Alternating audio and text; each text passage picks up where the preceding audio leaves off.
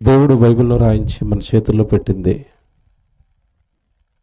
ఆయన మనస్సును గ్రహించి, ఆయన ఆలోచనలు గ్రహించి, ఆయన ఉద్దేశాలు గ్రహించి, ఆయన ఎలా బ్రతకమని మనకి బ్రతుకునిచ్చాడో, జీవితాన్ని ఇచ్చాడో, అలా బ్రతికి మనం పరలోకం వెళ్ళాలి అన్న ఉద్దేశంతో దేవుడు ఈ బైబిల్ను రాయించి మన చేతుల్లో పెట్టాడు. కానీ ఈరోజు మనిషి దేవుడిని సరిగా అర్థం చేసుకోక, దేవుడిని సరిగా నమ్మక, దేవుడి ఇష్టం, దేవుడి చిత్తం గ్రహించకుండా దేవుడు ఈ బైబిల్ రాయించి మన చేతుల్లో పెట్టింది. ఆయన ఇష్టాన్ని తెలుసుకోవాలి, మనం ఆయనకు అనుకూలంగా బ్రతకాలి, ఆయన ఎలా బ్రతకమని జీవితాన్ని ఇచ్చాడో, దేవుడి చిత్తం ఏంటో, దేవుడి ఇష్టం ఏంటో తెలుసుకోవాలి అన్న ఉద్దేశంతో దేవుడి జన్మించాడు. కానీ దేవుడి జనాంగంగా పిలువబడుతున్న నాటి ఇశ్రాయేలు దగ్గర నుండి నేడు దేవుడి జనాంగంగా పిలువబడుతున్న క్రైస్తవుల వరకు కేవలం దేవుడు మాకు తెలుసు, దేవుడు మేము నమ్ముకున్నాము అని చెప్తున్నారే తప్ప దేవుడి ఇష్టాయిష్టాలు తెలుసుకోలేదు. దేవుడి మనసులో ఉన్న ఇష్టాలు, దేవుడి మనసులో ఉన్న సంతోషాలు, దేవుడి మనసులో ఉన్న మనుషుల పట్ల ఆయనకున్న ప్రణాళికలు, కోరికలు మనిషి గ్రహించలేకపోయాడు. ఇది నేను చెప్పిన మాట కాదు, బైబిల్లో ఒక దైవజనుడు పౌలు గారి నోట దేవుడు రాయించిన మాట. తగ్గిపోద్ది, దయచేసి జాగ్రత్తగా దేవుడి మాట మీద మీరు ఆలోచించండి. కొరింథీయులకు రాసిన మొదటి పత్రిక, దయచేసి బైబిల్ తీసుకోండి అందరూ. కొరింథీయులకు రాసిన మొదటి పత్రిక 10వ అధ్యాయం మొదటి వచనం బైబిల్లో చూద్దాం. జాగ్రత్తగా మీరు ఆలోచించాలి, వినాలి.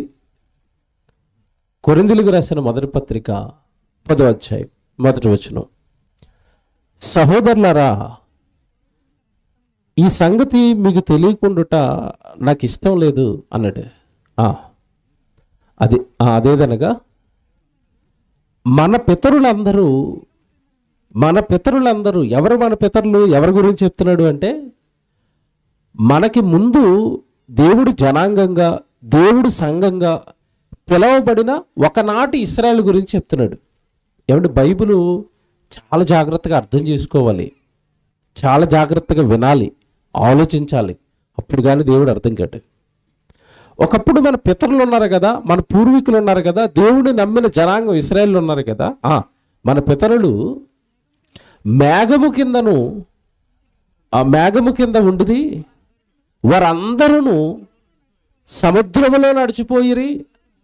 అందరూ మోషేను బట్టి మేఘములోను సముద్రములోను బాప్తిస్మము పొందిరి. జాగ్రత్తగా వినండి, వాళ్ళు బాప్తిస్మం పొందారట. ఎవరు పొందారు బాప్తిస్మము? ఇశ్రాయేలు అందరూ. బాప్తిస్మం అనగానే రక్షించేది అని అర్థం. ఒకప్పుడు ఇశ్రాయేల్ని రక్షించడానికి దేవుడు పగలు ఏం పెట్టేవాడు?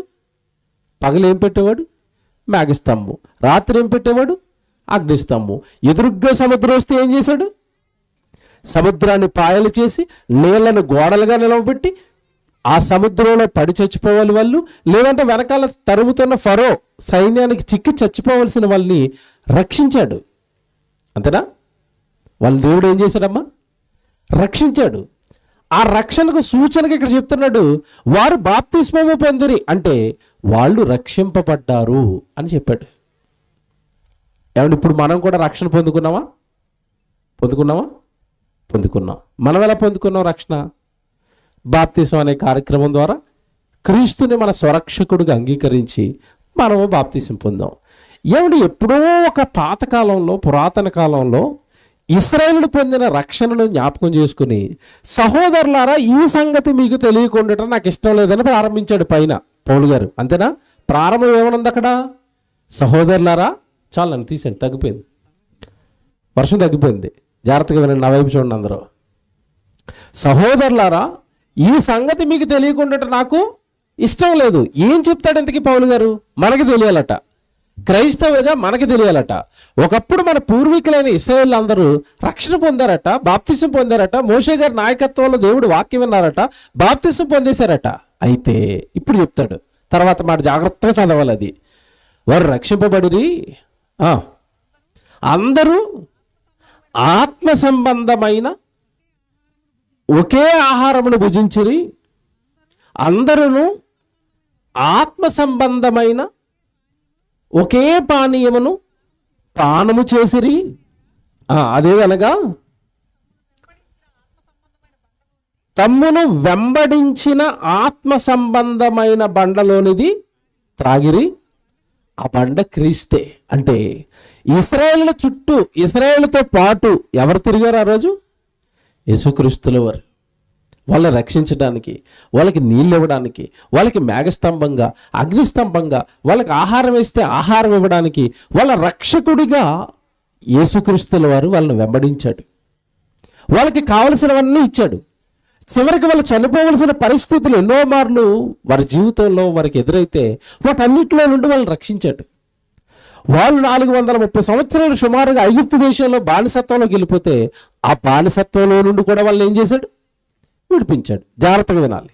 ఇవన్నీ మేలులు వాళ్ళకి చేశాడు.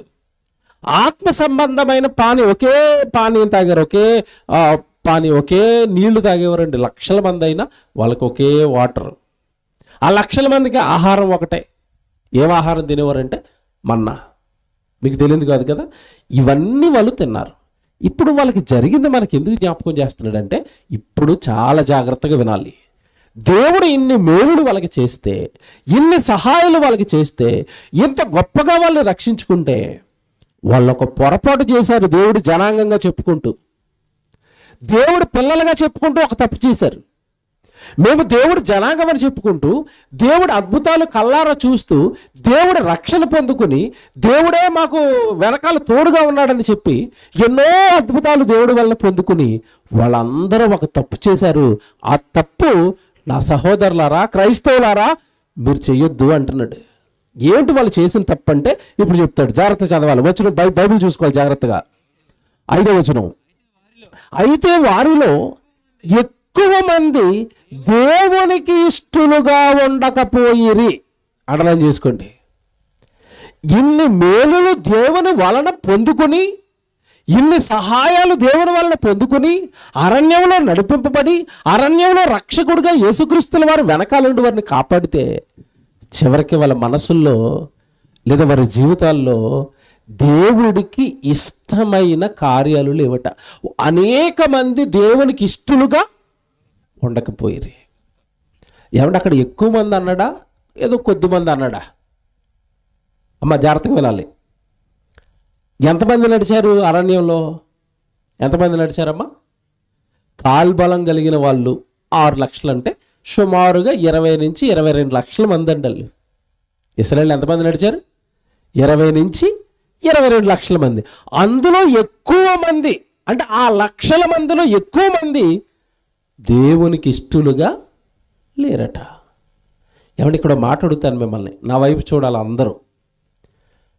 రక్షణ పొందిన వాళ్ళు, దేవుని పిల్లలుగా చెప్పుకుంటున్న వాళ్ళు, దేవుడి వలన కాపాడబడిన వాళ్ళు, దేవుని చేత బాప్తిస్మం పొందుకున్న వాళ్ళు, వాళ్ళల్లోనే దేవుడికి ఎక్కువ మంది ఎవరు లేరట?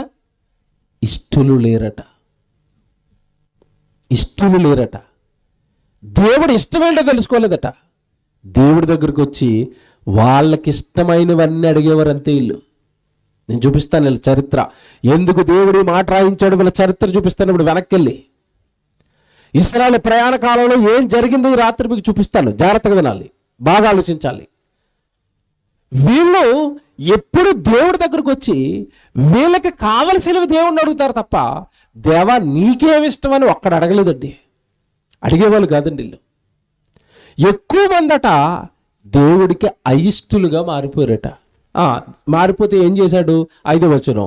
అయితే వారిలో ఎక్కువ మంది దేవునికి ఇష్టలుగా ఉండకపోయారు గనుక అరణ్యములో సంహరింపబడిరి. అరణ్యములో సంహరింపబడిరి. అరణ్యంలో వాళ్ళు ఏమైపోయారట? చచ్చిపోయారు. ఏమంటే ఈ సంహరింపబడిన వాళ్ళు బాప్తిస్మము పొందిన వల్ల పొందని వల్ల? చెప్పాలా? సైలెంట్గా ఉన్నారు. పొందిన వాళ్ళని చంపాడా? చంపాడు. దేనికి? రీజన్ ఏంటి?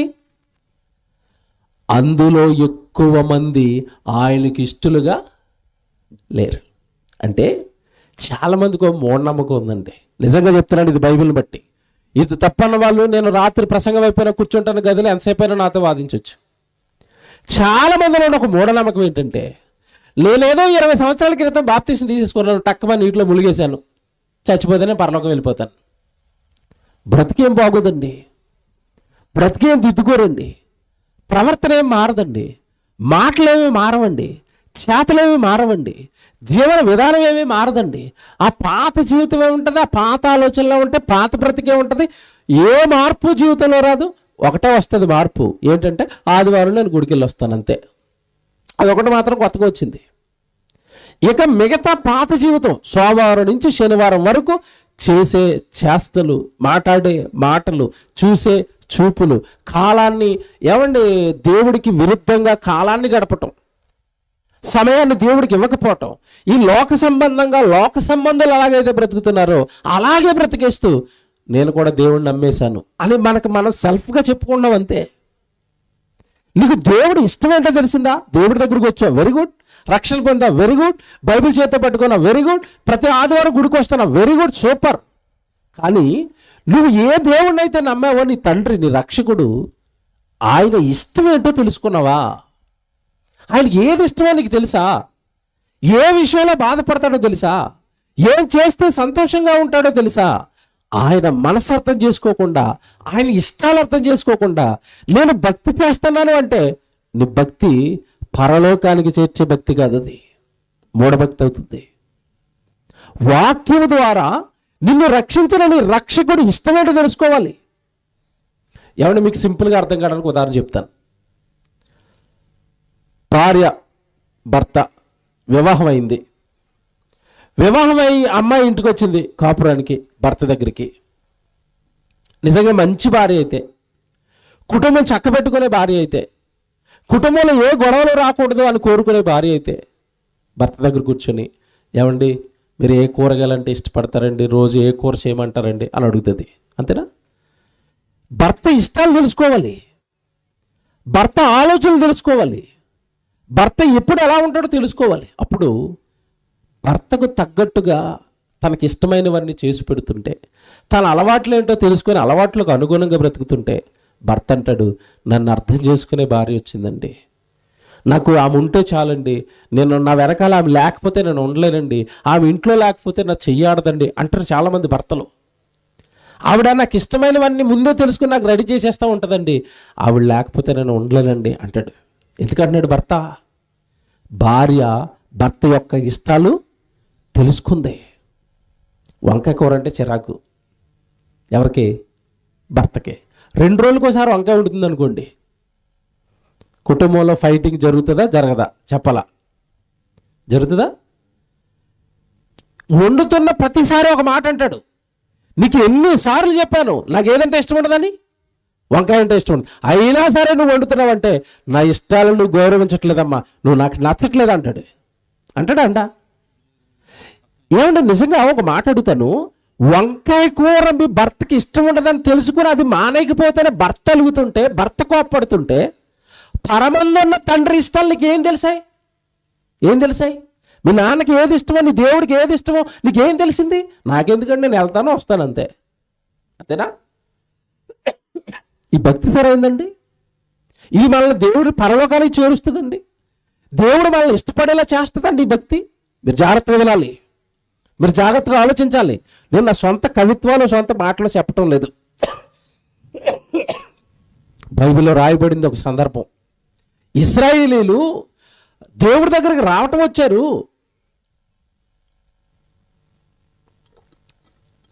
దేవుడిచ్చిన రక్షణను పొందుకున్నారు, దేవుడు పిల్లలమని చెప్పుకున్నారు.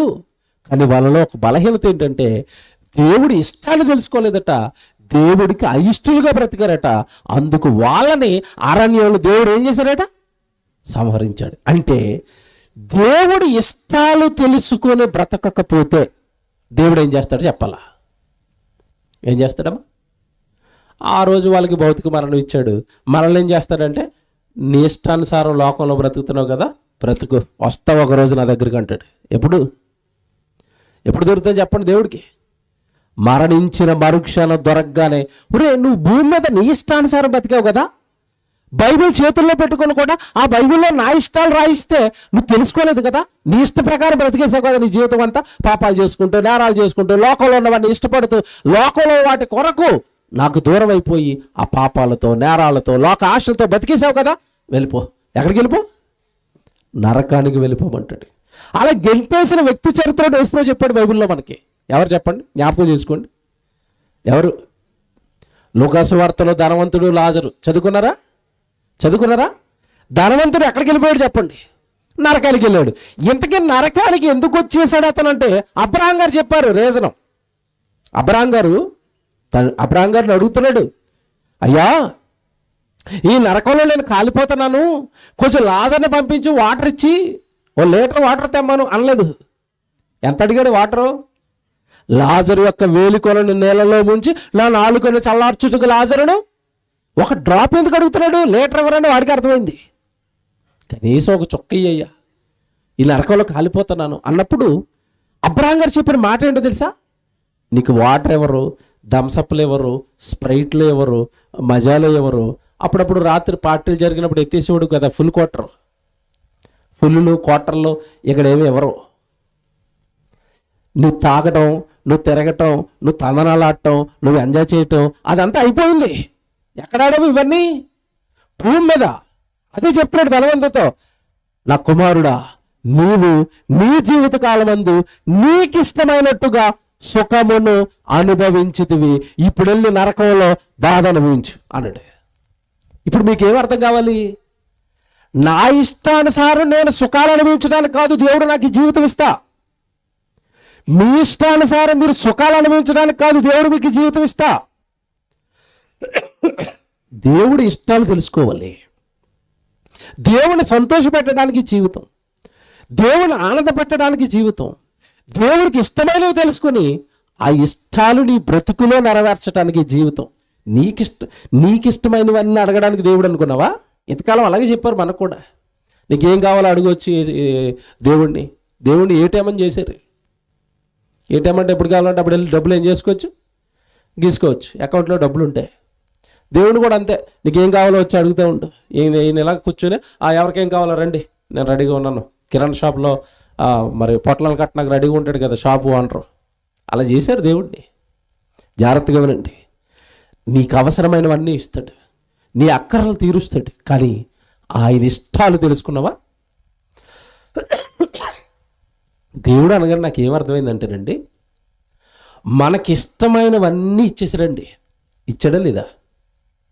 బాగా ఆలోచించాలి. మీకు ఇష్టమైనవన్నీ దేవుడు మీకు ఇచ్చాడా లేదా? ఇచ్చాడా? కూరగాయల్లో ఏ కూరగాయ అంటే ఇష్టం అని మిమ్మల్ని అడిగామనుకోండి, అందరూ ఒక్క కూరగాయ పేరు చెప్తారా, ఒక్కొక్కరు ఒక్కోటి చెప్తారా? నాకు కాకరకాయ అంటే ఇష్టం. ఇక్కడ అడిగితే అమ్మ బాబాయ్ నాకు కాకరకాయ అవదన్నట్టు ఒక ఆవిడ. మరి ఏం కావాలమ్మా? నాకు రోజు టమాటా కావాలా అంటే, నాకు కాకరకాయ ఇష్టం, నాకు కాకరకాయ ఇస్తాడు. ఆవిడకి టమాటా ఇష్టం, ఆవిడకి ఏమి ఇస్తాడు? టమాటా ఇస్తాడు. కొంతమంది ఉంటారు కూరగాయలు అసలు మన వల్ల కాదంటారు వాళ్ళు. మరేం కావాలి? ముక్క లేకపోతే మాకు ముద్ద దిగదు. కనీసం 2 ముక్కలైనా సరే ఉండాల, పచ్చి లేకపోతే. నీకు ఇష్టమైనవన్నీ ఇచ్చేశాడు. నువ్వు పాపం చేసి చచ్చి నరకానికి వెళ్ళిపోతావని ఆయన జ్యేష్ఠ కుమారుడు సిలువలో బలేసేసి నీ పాపాలన్నీ కడిగేశాడు.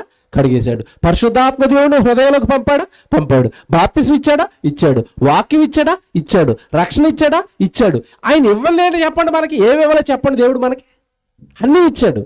నీకిష్టమైనవన్నీ ఇచ్చిన దేవుడి ఇష్టాలు ఏంటో నువ్వేనాడైనా తెలుసుకున్నావా? ఆయనకి ఏది ఇష్టమో తెలుసుకున్నావా? చాలామంది మీకు ఏ రంగు అంటే ఇష్టం అని అడిగామనుకోండి, ఏం చెప్తారు చెప్పండి? అందరూ ఒక రంగు చెప్తారా?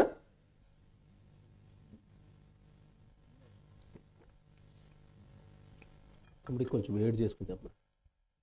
మీరు జాగ్రత్తగా వినాలి. ఇది మీకు ఏ రంగు అంటే ఇష్టం అంటే అందరూ ఒక రంగు చెప్పరండి. నాకు బ్లూ ఇష్టం, నాకు ఎరుపు ఇష్టం, నాకు పచ్చని ఇష్టం, అంతే కదండి. ఒక్కొక్కరికి ఒక్కొక్క రంగు ఇష్టం. బాగా వినాలి. అంటే నీకు ఇష్టమైన రంగు ఇచ్చాడు, నీకు ఇష్టమైన తిండి ఇచ్చాడు, నీకు ఇష్టమైన పిల్లల్ని ఇచ్చాడు. అంతే కదండి. మనకి ఎవరంటే ఇష్టం బాగా చెప్పండి భూమి మీద? ఎవరంటే ఇష్టం? మన పిల్లలంటే మనకి ఇష్టం. ఏమన్నా నీకు మాట అడగనా? మీ పిల్లలంటే ఇష్టమా, పక్కింటోళ్ళ పిల్లలంటే ఇష్టమా? బాగా ఎవరి పిల్లలు ఇష్టం చెప్పాలా? పైకంటో అందరూ ఇష్టమే, కానీ ఉతిదే లోపలికి వెళ్ళిపోతే ఇంట్లో ఉన్న సొంత కొడుకు టీవీ పగల కొట్టేసినా పర్లేదు, పక్కింటోడు రిమోట్ పగల కొట్టినా సరే అడవుడు చేస్తారు. ఆడు అల్లరుడండి, దొంగోడండి, ఇంటికి రానకూడదండి. ఇంట్లో ఉన్న టీవీ పగల కొట్టేసినా పర్లేదు, మా ఆవిడనండి ఏదో పొరపాటు జరిగిందండి, సర్దేస్తారు. ఇండి అయితే సొంత కొడుకుని సర్దుతారండి, పరాయి కొడుకుని సర్దరు, గొడవాడేస్తారు, ఆడి మీద తిట్టేస్తారండి. అంటే నీ పిల్లలు నీకు ఇష్టమని నీ కడుపులోంచే నీ పిల్లల్ని తీసి నీ కళ్ళ ముందు పెట్టాడు. నీకు ఇష్టమైనవన్నీ ఇచ్చాడా లేదా? ఏమంటే చాలామంది అంటారు, దేవుడు నాకు ఇంకా ఏదో ఇవ్వలేదండి, ఏదో నీకు అర్థం కావట్లేదు, కానీ అన్నీ ఇచ్చాడు, అన్నీ ఇచ్చేసాడు నీకు. ఆయన దగ్గర ఇవ్వడానికి ఇంకేమీ లేవు, ఒకటే మిగిలింది, పరలోకం. అది తప్ప అన్నీ ఇచ్చేసాడండి దేవుడు. ఒక్క పరలోకమే బ్యాలెన్స్. మళ్ళీ చెప్తున్నాను, ఒక్క పరలోకమే బ్యాలెన్స్, మిగతావన్నీ ఇచ్చేసాడు. నువ్వు అనుభవిస్తూ కూడా ఆ రోజు ఇశ్రాయేలు ఎలాగైతే అద్భుతాలు సూచక్రియలు అనుభవిస్తున్నారో వాళ్ళకి దేవుడు ఎలాగ అర్థం అవ్వలేదో, ఈరోజు అన్నీ అనుభవిస్తున్నా మనకు కూడా దేవుడు సరిగా అర్థం కాలేదు. మనకి రక్షణ పొందేసుకున్నాం, చేతిలోకి బాప్తిసం వచ్చేసింది, సంఘంలోకి చేర్చబడ్డాం, నీతిగా న్యాయంగా బ్రతికితే పరలోకం వెళ్ళిపోతాం. ఇంతకంటే ఏమి ఇవ్వాలండి దేవుడు? చచ్చిపోయిన తర్వాత నీ ఆత్మను కూడా వదలంటున్నాడు. చచ్చిపోయిన తర్వాత నువ్వు సమాధిలో పడుకుంటే యేసుక్రీస్తుల వారు రెండవ రాకడలో సమాధిని బద్దలు కొట్టి నీ దేహాన్ని లేపుతానంటున్నాడు, దాన్ని కూడా పరలోకాన్ని తీసుకెళ్తానంటున్నాడు. ఇంకేమి ఇవ్వాలి నీకు? నాకేం అర్థం అవ్వలేదండి. క్రైస్తవులు ఇంకేం అడుగుతున్నారో ఆయన అర్థం అవ్వలేదండి నాకు. ఇంకేమి ఇవ్వాలి ఆయన? ఇంకేమి ఇవ్వకుండా వదిలేశాడు నీకు. అన్నీ ఇచ్చాడు. జాగ్రత్తగా వినండి, అన్నీ ఇచ్చి ఒక్కటి బ్యాలెన్స్ పెట్టాడు, అదే పరలోకం. నా కోసం బ్రతికిన వాళ్ళకి ఆ లోకం, నా ఇష్టాన్ని భూమి మీద నెరవేర్చిన వాళ్ళకే ఆ లోకం అన్నాడు. ఇంతకీ ఏంటండి దేవుడికి ఇష్టం? జాగ్రత్తగా వినాలి. సగం సగం చెప్పను నేను ప్రసంగం. మీకు ఇప్పటి వరకు ఒక డౌట్ ఉంది, ఆయనకి ఇష్టలుగా బ్రతికితేనే పరలోకం అంటే, ఆయనకి ఇష్టలుగా బ్రతికితేనే మన దేవుడు పరలోకం చేర్చుకుంటాడంటే, ఇంతకీ ఆయనకి ఏంటి ఇష్టం? దేన్ని ఇష్టపడతాడు దేవుడు? నేను ఎలా బ్రతికితే దేవుడు ఇష్టపడతాడు? ఆయన ఇష్టం ఏంటి? ఆయన ఇష్టాన్ని నా జీవితంలో నేను ఎలా నెరవేర్చాలి అంటే, బైబిల్లో దీనికి చక్కగా దేవుడు సమాధానాలు రాశాడు. వారిలో ఎక్కువ మంది దేవునికి ఇష్టడుగా బ్రతకలేదు. నువ్వు ఇష్టడుగా బ్రతకాలి అంటే ఎలా బ్రతికితే ఆయనకి ఇష్టడుగా మారతావో వచనాలు రాశాడు బైబిల్లో. యోహాను సువార్త తీసుకోండి జాగ్రత్తగా, ఈ వచనాలన్నీ రాసుకోవాలి మీరు.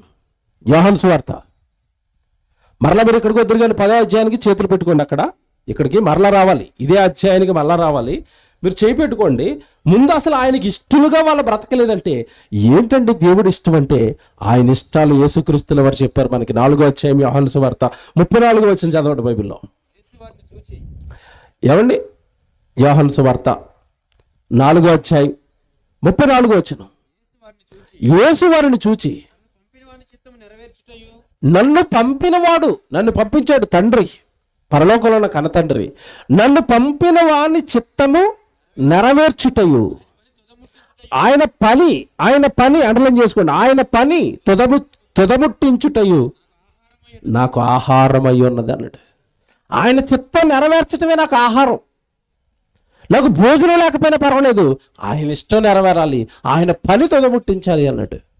ఏమిటి సందర్భం మీకు తెలుసు కదా అందరికీ. యోహాను సువార్త 4వ అధ్యాయం అనేసరికండి సందర్భం, యాకోబు గారి బావి దగ్గర సమరయ స్త్రీ ఉంది, నీళ్ళు తోడుకోవడానికి వచ్చింది. అప్పుడు యేసుప్రభువు వెళ్ళాడు కదా, ఆవిడతో మాట్లాడాడు. మీకు తెలుసు కదండి సందర్భం. ఆవిడ బ్రతుకుని మార్చాడు, ఆవిడ జీవితాన్ని మార్చాడు. ఈలోపు ఆవిడ బ్రతుకుని మార్చుకుని యేసుక్రీస్తుల వారు రక్షకుడిగా అంగీకరించి వాళ్ళ రక్షకుడు మెస్సయ్య వచ్చాడు అని చెప్పడానికి ఊరిలోకి వెళ్ళిపోయింది. ఈలోపు భోజనం టైం అయింది, శిష్యులు భోజనం తేడానికి వెళ్ళారు, భోజనం పట్టుకుని వచ్చారు. భోజనం పట్టుకుని వచ్చి ప్రభా భోజనం చేయంటే అప్పుడు ఈ మాట అంటున్నాడు. ఆయన ఏమంటున్నాడు? నాకు మీకు తెలియని ఆహారం ఒకటి ఉంది అన్నాడు. వాళ్ళు అనుకున్నారు మీకు తెలియని ఆహారం ఉందంటే మేము భోజనం తేడానికి వెళ్తే ప్రభు కదా, ఈ లోపు ఎవరో ఒకరు పిలిచి భోజనం పెట్టేశారేమో, శుభ్రంగా తినేసి కూర్చున్నాడు ఈయన వాళ్ళు అనుకుంటున్నారు. మీకు తెలియని ఆహారం ఉందంటే ఎవరో పిలిచి భోజనం పెట్టేసి ఉంటారు, మరి ప్రభువు కదా, సేవకుడు కదా, శుభ్రంగా తినేసి కూర్చున్నాడని ఇలా వాళ్ళను అపార్థం చేసుకున్నారు. అప్పుడు ఆయన వివరణ ఇస్తున్నాడు మీరు చదువుకున్న వచనంలో. ఏంటో తెలుసా? అయ్యా, మీరు అనుకుంటున్నట్టుగా నేను భోజనం చేయలేదు, నన్ను పంపిన వాని ఇష్టం నెరవేర్చాను, నన్ను పంపిన వాని ఇష్టం నెరవేర్చాను, అదే నాకు ఆహారం అన్నాడు. ఏంటి ఇంతగా ఆయన నెరవేర్చింది అక్కడ? మీరు చెప్పాలి. ఏమి నెరవేర్చాడు? ఏం చేశాడు అమ్మ యేసుప్రభు అక్కడ? ఒక పాపికి జన్మ పరమార్థం చెప్పి, దేవుడు ఉన్నాడని చెప్పి వ్యభిచారం చేస్తున్న ఆ స్త్రీని, ఆ పాపపు జీవితాన్ని మాన్పించి చక్కగా ఆవిడ జీవితానికి పరిశుద్ధత ఇచ్చి దేవుని వైపు మళ్లించాడు. అంతేనా అక్కడ చేసింది ఆయన? ఒక స్త్రీని, వ్యభిచారం చేస్తున్న స్త్రీని ఆ పాపపు జీవితాన్ని విడిచిపెట్టేటట్టుగా వాక్యం చెప్పి దేవుని వైపు నడిపించాడు. అదే నన్ను పంపిన వాని చిత్తం, అది దేవుడికి ఇష్టం అన్నాడు. ఇప్పుడు జాగ్రత్తగా వినాలి. నీకు ఇష్టం ఏంటంటే ఇంత లిస్ట్ చెప్తావు. నాకు మటన్ ఇష్టం అండి, నాకు పొట్టుచీర ఇష్టం అండి, నాకు కేజీ బంగారం ఇష్టం అండి, మా ఇంట్లో బీరువా ఇష్టం అండి, నాకు 2 ఫ్లోర్లు ఇల్లు ఇష్టం అండి. అంతే కదండి మన ఇష్టాలు ఇవన్నీ. నాకు రోజు మరి సాంబార్ ఉంటే ఇష్టం అండి ఒక ఆయన అంటున్నాడు, రోజు సాంబార్ ఉండాలట ఆయనకి. వాళ్ళ ఇష్టాలు అవన్నీ. ఇప్పుడు దేవుణ్ణి అడిగితే, దేవా నీకేమి ఇష్టం అంటే, ఒక పాపి మారితే నాకు ఇష్టం, ఒకరికి నేను ఎవరో తెలిస్తే అది నాకు ఇష్టం, నేను తెలియక పాపాలు చేస్తూ నేరాలు చేస్తూ నరకానికి వెళ్ళిపోతాను వాళ్ళ దగ్గరికి, మీరు సువార్తను తీసుకెళ్తే అది నాకు ఇష్టం, అది నాకు ఇష్టం, అది నాకు ఇష్టం. ఏమంటే నిజంగా నేను చాలాసార్లు మనసులో పెట్టుకొని చెప్పాలనుకున్నాను, ఈరోజు చెప్తున్నానండి. ఇగో ముందు ప్రసంగం చెప్పారు కదా అక్కగారు, ఇలాంటి సభలండి ఆవిడ సుమారుగా సంవత్సరం నుంచి చేస్తుందండి.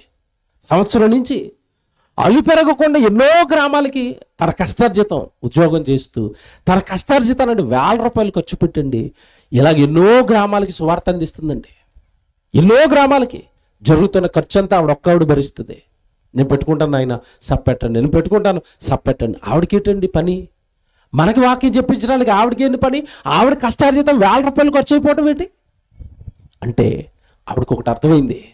ఈ ఖర్చు అవటం వల్ల వచ్చిన ప్రజలు దేవుడు మాటలు వినటం వల్ల ఒకరైనా మారితే అక్కడ ఎవరి ఇష్టం నెరవేరుతుంది? తండ్రి ఇష్టం. అది ఆవిడకి తెలిసింది. ఆవిడ కష్టార్జితాన్ని 1000 రూపాయలండి సంవత్సరం నుంచి ఖర్చు పెడుతుందండి. మీరు అర్థం చేసుకోండి.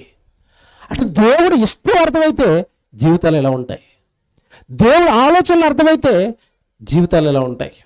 ముందు మీకు ఇగో వేదిక మీద కూర్చున్న పిల్లలండి, సాయంత్రం అయ్యేసరికి వేదికలు ఎక్కుతారు, కానీ మీరు పొద్దునుంచి వాళ్ళు ఏం చేస్తున్నారు మీరు చూసుంటారు. ఇక్కడ ఏం చేస్తున్నారు?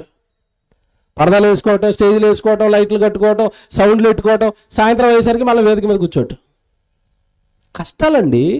కుటుంబాన్ని విడిచిపెట్టి, గ్రామాలను విడిచిపెట్టి, ఏమంటే వాళ్ళ పనులన్నీ విడిచిపెట్టుకుని 2 రోజులు 3 రోజుల నుంచి ఊర్లో తిరుగుతూ ఇవన్నీ పాతుకుంటూ, కట్టుకుంటూ, సౌండ్లు పెట్టుకుంటూ, స్టేజ్లు వేసుకుంటూ, ఏం పని అనుకుంటున్నారు వాళ్ళకి? ఏమి స్వార్థంతో జరుగుతున్నది కాదండి ఇది. నా తండ్రి ఇష్టం ఈ గ్రామంలో నెరవేర్చబడాలి. దేవుడి మాటలు వినపడితే నా తండ్రి ఆనందంగా ఉంటాడు. ఒక్కరైనా విశ్వాసాలు బలపడితే నా తండ్రి ఆనందంగా ఉంటాడు. ఒక్క పాపి మారితే నా తండ్రి ఆనందంగా ఉంటాడు. ఇది తండ్రి ఇష్టం. ఇది తండ్రికి ఇష్టమైన కార్యం. ఇది తండ్రికి ప్రీతికరమైన కార్యం. దేవుడు పొంగిపోయే కార్యం. దేవుడు ఈ పని చేస్తున్న వాళ్ళందరినీ ఇష్టపడిపోతాడు. నా బిడ్డలు నా వాక్యం పట్టుకుని మీరు విరామంగా గ్రామాల చుట్టూ తిరుగుతున్నారని, నా బిడ్డలను పొంగిపోయే కార్యం ఇది. అర్థమైన వాడు ఇలా దేవుడి పనిలో ఉంటాడు. అర్థమైన వాడు గ్రామానికి వెళతాడు. అర్థమైన వాడు దేవుడి మాటలు చెబుతాడు, చెప్పిస్తాడు. దేవుడు పని జరుగుతుంటే ఇంట్లో ఉండడు, ఆ పనిలో ఉంటాడు. నా తండ్రి పని సేవ. నిజంగానండి, యేసుప్రభు చెప్తున్నాడు అక్కడ, నన్ను పంపిన వాని చిత్తము నెరవేర్చుటయు ఆయన పని తుదముట్టించుటయు నాకు ఆహారం. నాకు తిండి లేకపోయినా పర్వాలేదు, నా తండ్రి, నా పరలోకంలో నా కన్న తండ్రి ఇష్టం నెరవేరాలి, అది నెరవేర్చడానికి నేను వచ్చాను అన్నాడు. యేసుప్రభు జీవితం మీకు తెలియదు కదా. ఇప్పుడు ఇది ఎన్నో అధ్యాయం? ఇది 4వ అధ్యాయం. పక్క అధ్యాయానికి వస్తారా? 5కి 5వ అధ్యాయం 30 చూడండి. మీరు జాగ్రత్తగా రాసుకోవాలి ఇవన్నీ. పక్క అధ్యాయమే. 4వ అధ్యాయంలో ఈ మాట చెప్పాడా? 5వ అధ్యాయంలో చెప్తాడు, 6వ అధ్యాయంలో చెప్తాడు, 8వ అధ్యాయంలో చెప్తాడు. ఈ అధ్యాయాలన్నింటిలో కూడా నా తండ్రి ఇష్టం, ఇది నా తండ్రి ఇష్టం, ఇది నా తండ్రి ఇష్టం అంటాడు. 5వ అధ్యాయం చూడండి. 5వ అధ్యాయం 30 నేనేమి నా అంతట నేనే ఏమీ చేయలేను. ఇదిగో నన్ను పంపిన వాని చిత్త ప్రకారమే చేయకూడదును. నన్ను పంపిన వాని చిత్త ప్రకారమే నేను భూమి మీద ఏదైనా చేస్తాను.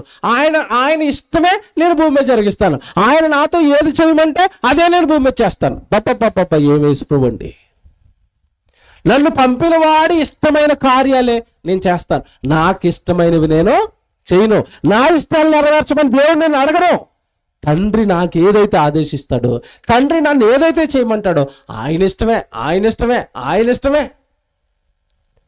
ఎలాగుందండి ఈ మాట? మీరు ఎప్పుడైనా ఈ మాట దేవుడి విషయంలో అన్నారా? తండ్రి నేను నీ సన్నిధికి వస్తున్నాను కదా, నాకు ఇష్టమైనవి ఏమీ వద్దు తండ్రి, నీకేది ఇష్టమో అది నా జీవితంలో చేయి తండ్రి అంటారా? ఎవరైనా అన్నారా చెప్పండి? అన్నారా? నిజంగా మీరు దేవుడి సన్నిధిలో ఉన్నారు, అబద్ధం అనుకున్నానండి? నా ఇష్టాలు ఏమీ వద్దు తండ్రి, నీ ఇష్టమే జరిగించు అని ఎవరైనా అంటారా? నాకు అది ఇవ్వట్లేదు తండ్రి, ఏంటి తండ్రి ఇంత ఆలస్యం చేతన వేడి తండ్రి, ఉపవాస ప్రార్థనలు ఎట్టమంటావా అని అడుగుతారా? ఒక్కొక్కసారి అండి బ్లాక్మెయిల్ చేసేస్తారు దేవుడిని. ఇస్తారా ఇవ్వరా, ఇస్తారా ఇవ్వరా, నువ్వు ఇవ్వలేదా ఉపవాస ప్రార్థన స్టార్ట్ చేస్తాను నేను అంటే. నిన్ను బాధ పెట్టైనా, నిన్ను గోజాడైనా సరే నాకు ఇష్టమైంది నా జీవితంలో జరిగిపోవాలి.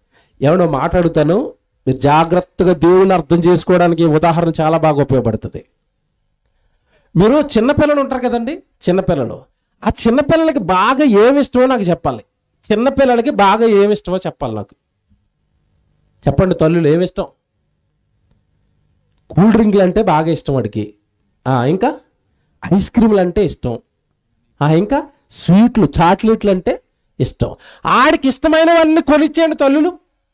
రోజు 1 లీటర్ బాటిల్ డ్రింకు, 2 ఐస్ క్రీములు, 4 చాక్లెట్లు ప్యాకెట్లు తెచ్చి ఆడికి ఇచ్చేయండి. ఆడికి ఇష్టం కదా, ఆడికి ఎట్టేయండి. బిడ్డ ఏమవుతాడో చెప్పాలా? తల్లులు మాట్లాడాలా? చాలా ఆరోగ్యంగా ఉంటాడన్న అనవలు చేయతండి. వాడికి ఇష్టమైనవన్నీ ఇస్తే వాడి ఆరోగ్యం ఏమవుతుంది? పాడవుతుంది.